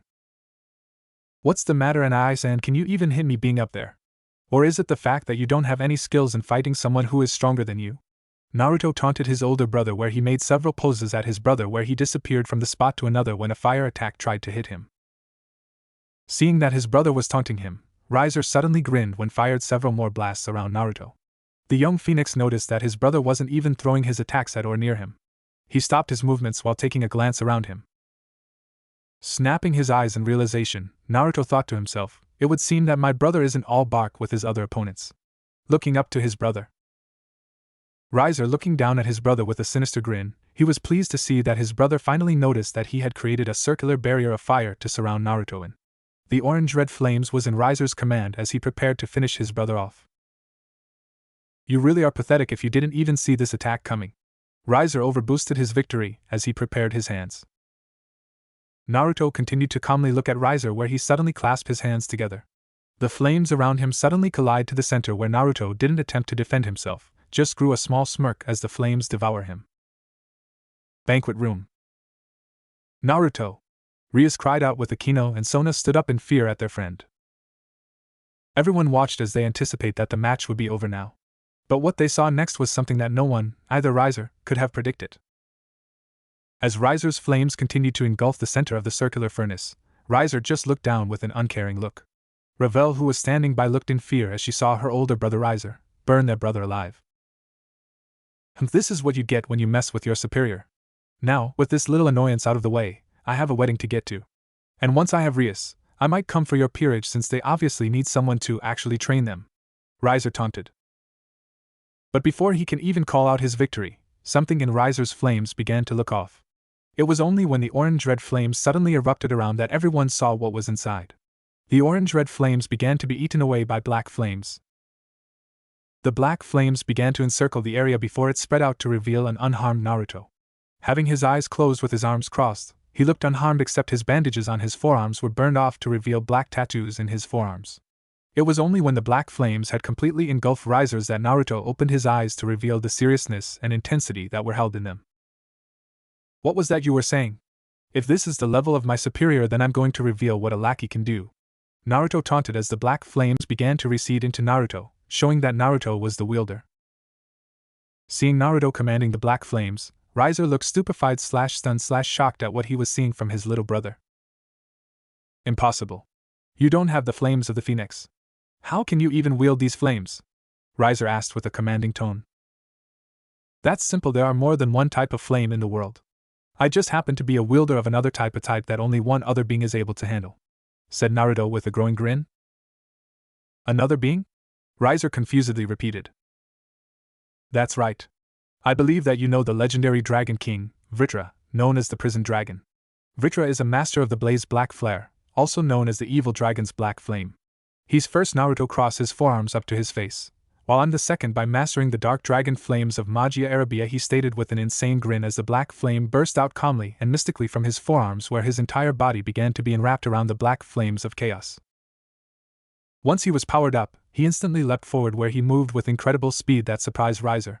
Before he could even guard himself, Naruto appeared right in front of Riser, where he delivered a black flame punch. Banquet room. Every single guest started to talk in astonishment at what Naruto has done. Those who have heard of the black dragon flames of chaos couldn't believe that a devil was able to wield the dark flame without prison dragon to aid him. Naruto-san, he actually is able to wield such a dark flame, Sona said as she was stunned about it. I can't believe that he is able to summon such a power, Rias muttered as her eyes widened in surprise. Era, you're right about that. But if anything, you all have to agree Akino getting everyone's attention, that those black flames surround him does make him really sexy, said the Thunder Priestess as a lustful look grew on her face on seeing Naruto being covered in such a power, while placing a finger on her mouth, as she imagined a few possibilities. Issei teared up as he saw how Akino found Naruto acting so strong and such. I can't believe on how reckless Naruto is? To actually be suicidal enough to actually master the forbidden flame that the magicians created. Lord Phenx. I'm going to strangle my idiotic son for doing something like this? Naruto's mother stated as she shook in frustration. As much as I want to see that conversation, I'm more curious on how he managed to master, or for that matter, how he was able to find that spell. Surzex curiously wondered. We'll find out later, since I want to see what a devil can do with this technique, since all those that tried to have failed. Lord Gremory said. Those who were old enough to remember or heard of the forbidden technique, the chaotic dark dragon flame of Magia Arabia, knew that any devil and magician that tried to use the technique either died or aren't able to use magic anymore, more fatalities in devils. It was so dangerous for anyone that only an accurate handful was able to master it, being humans, and I do mean only 5 fingers, but are now gone because of old age. The spell was said to be sealed in secret by the most noble of magicians, where no one would be able to learn from or find it. For Naruto to be able to find and master the spell, they can't help but wonder on what else Naruto is able to do. Being punched in the face, Naruto continued his assault, where he followed his brother that he punched in the face. Quickly elbowing his gut, he sent Riser down, embedding him into the ground, while Naruto used his black flames that cover his entire body to maintain himself in the air. Waiting for a bit, Naruto saw a sudden fire pillar erupt from the ground that he sent Riser. Coming out of the flames, Riser had his fire wings spread out as he elevated himself to be on Naruto's eye level. Glaring at Naruto, Riser just growled a bit before he started to snicker. Naruto raised single eyebrow as he was wondering on what Riser was thinking about. You surprised me? You actually found your own type of flames. That's pretty good, but comparing it to the flames of true Phoenix like me, it means nothing. Riser commented. I don't know about that, where Riser's smile faded. I'll show you what else my dragon flame can do, Naruto said as he narrowed his flame. Riser used his flame, where he created a flame spear where he charged at him. Naruto charged forward as well while focusing his hands to create a single black flame sword. Both clashed together while fighting in the air. Banquet room. The sounds of powers clashing between the two brothers were heard around. Moving with incredible speed where high-class devils can still easily see, Rias and the others watched as Naruto and Riser continued to fight for dominance. Everyone was really interested to know what the flames of the Phoenix can do against the dark flames of the dragon. After a bit of clashing, Naruto and Riser held against each before Naruto instantly dispersed his dark flame sword, where Riser moved forward and lose his balance. Naruto used this moment to get in Riser's guard, where he delivered several strong punches in his abs before kicking him away with great force. Riser's flames burst out as his injuries once again healed instantly. Riser just started to laugh out loud at Naruto's attack. Was that really supposed to hurt me? You should know already, you Phoenix reject, mocked Riser. Naruto just looked on before he grew a smirk. Oh, I already know that. But for me this gives me a perfect chance to try something that will give the win. Where a look of confidence grew in his face. As Riser looked on, Naruto dropped to the ground, where he breathed deeply and calmed down his body. Once he was centered, he crossed his forearms with his hands fully open as he gathered power. I would never attempt to do that technique again, but it's a good thing that I'm only going to balance it out instead of synchronizing it, Naruto thought as he looked at his brother. The energy gathered around his open palms began to take form of the Rasengan, except it was growing bigger, while one of the energy attacks was starting to grow white flames while the other became embedded with dark flames. The thing that got most their attention was the fact in Naruto's hand that held the light flame Rasengan began to sizzle/stench his skin as a small burn mark started to appear in it. I hope you're ready, brother, you'll see on what kind of phoenix I really am, the blonde thought to himself as his grin grew. Watching from a bit of distance, Shizuka, Kuroka, and Sylvia looked confused before realization hits them where three begin to panic. What is he thinking? He can't be doing that, right? Is he trying to get himself killed? Sylvia said in disbelief. I don't think so. From here, I say he's only balancing it out, not syncing it together. This will be different from the last time, Kuroka replied. That's good to hear. If he was actually going to try that again with that large amount of power, he'll get more than second-degree burns, Shizuka explained with a relieved tone in her voice. That's true, but it looks like he's only going to do the down version, which means that this match is as good as won, sounded happily the Nekasha. Everyone in the peerage heard the conversation that the three were talking about. They wondered about it where they asked him. The only thing that Kuroka said to them is just watch, since if Naruto succeeds then we'll see something that no devil could do. Naruto focused as he performed his Rasengan in both his hands while adding a certain element, an element that was starting to burn his hands because of the aura that was illuminating. The circular power that Naruto gathered has grown to be twice as big as his head, where once it was done, he crushed both energy balls in his hands which he absorbed into his body. Once Naruto infused the energies of both his energy balls, he shivered a bit before he let out a loud shout where his burst out a large amount of flames which made everyone stand at attention. Banquet room. Some leaned closer while others stood up as they saw Naruto has done something that was questioning if Naruto's isn't like Surzex and Ijuka. Rias and the others watched as he stood tall while his body was being enwrapped with energy. While watching, the dragon in Issei's boosted gear spoke up to the brunette where he actually explained on what Naruto was doing. You know what he is doing, Drake? The brunette had mentally asked. Yes, which I must say, he's both courageous and clever on using your devil's Achilles heel, Drake commented.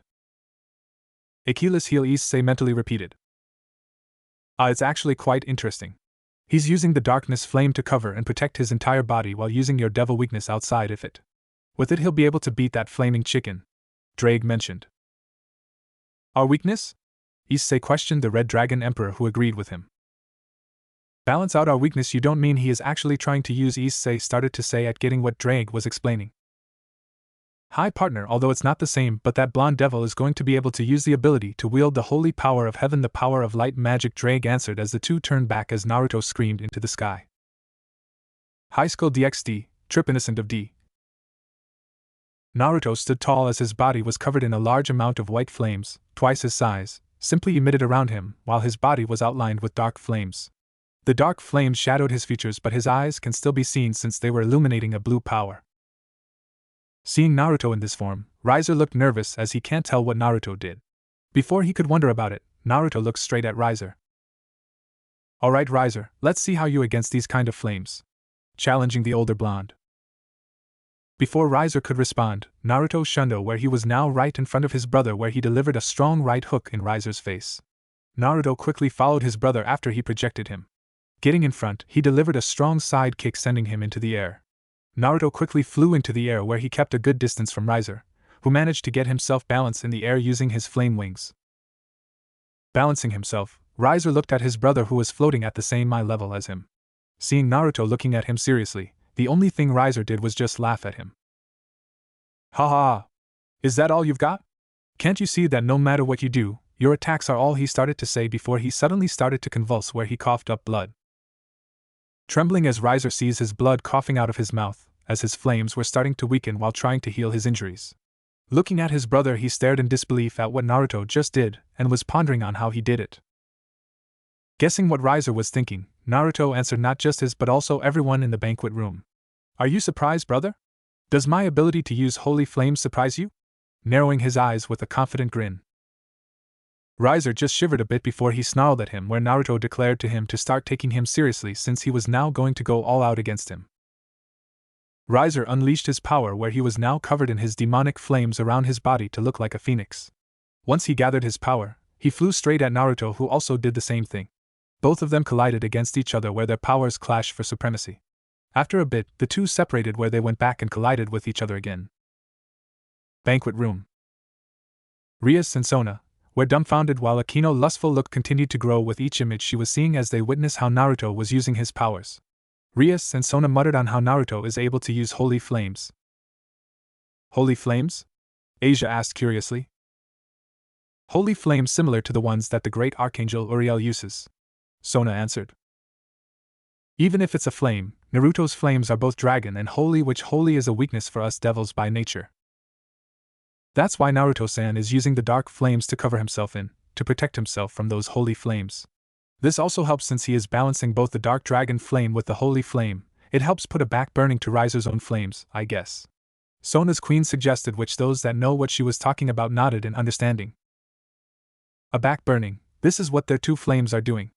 Naruto must be using the dark flames to cancel out Riser's own demonic flame, which would leave Naruto using the holy flames in full use, which is causing Riser's pain. Sona explained the technique to those that didn't understand what they were talking about as they witnessed Riser suffering. Even the phoenix that rises again from the ashes can't recover instantly from mental damage it's receiving, Akino stated. Mental? Kaneko muttered back. Mental. That is to say, his mind isn't immortal, Rias explained. Knowing that Naruto had unleashed both his dragon and holy white flames, Rias knew that Naruto now had the ability to win. Sirzex and the other members of the two families looked on at what the youngest male phoenix has done. Naruto-chan, just what have you done? Lady Phoenix silently muttered out about her youngest son. I say that he's been growing up very nicely and very strongly? Don't you two agree, Father and Lord Phoenix? Sirzex said with his usual laid-back tone, but inner thought on what Naruto's training for him to be able to use such powers. But how did he do it? We all know that the cursed flame is forbidden since it's similar to the sage arts, where it gathers the corruption of the world. But instead of the world, he is gathering the destructive, corrupted power of the spirits of the evil dragon, Lord Phoenix commented. What could have happened to allow him use such a power? Lord Gremmy wondered out loud. We can ask him that later? Right now, I like to see what he can do and what this power he has can do, Sirzex commented since he was really entertained. Both phoenixes fought and collided with each other as Naruto's white flames easily matched Riser's. After a bit of fighting, Naruto and Riser separated from each other where they had a good distance. Once separated, everyone can see what the damage was done to each of the brothers. Naruto didn't look any different with his flames embracing him, while Riser looked like he was dragged through the dirt. Riser panted heavily as flames tried to heal his injuries, but Naruto's holy flames made it impossible to heal him since the holy power was attacking both his body and his soul.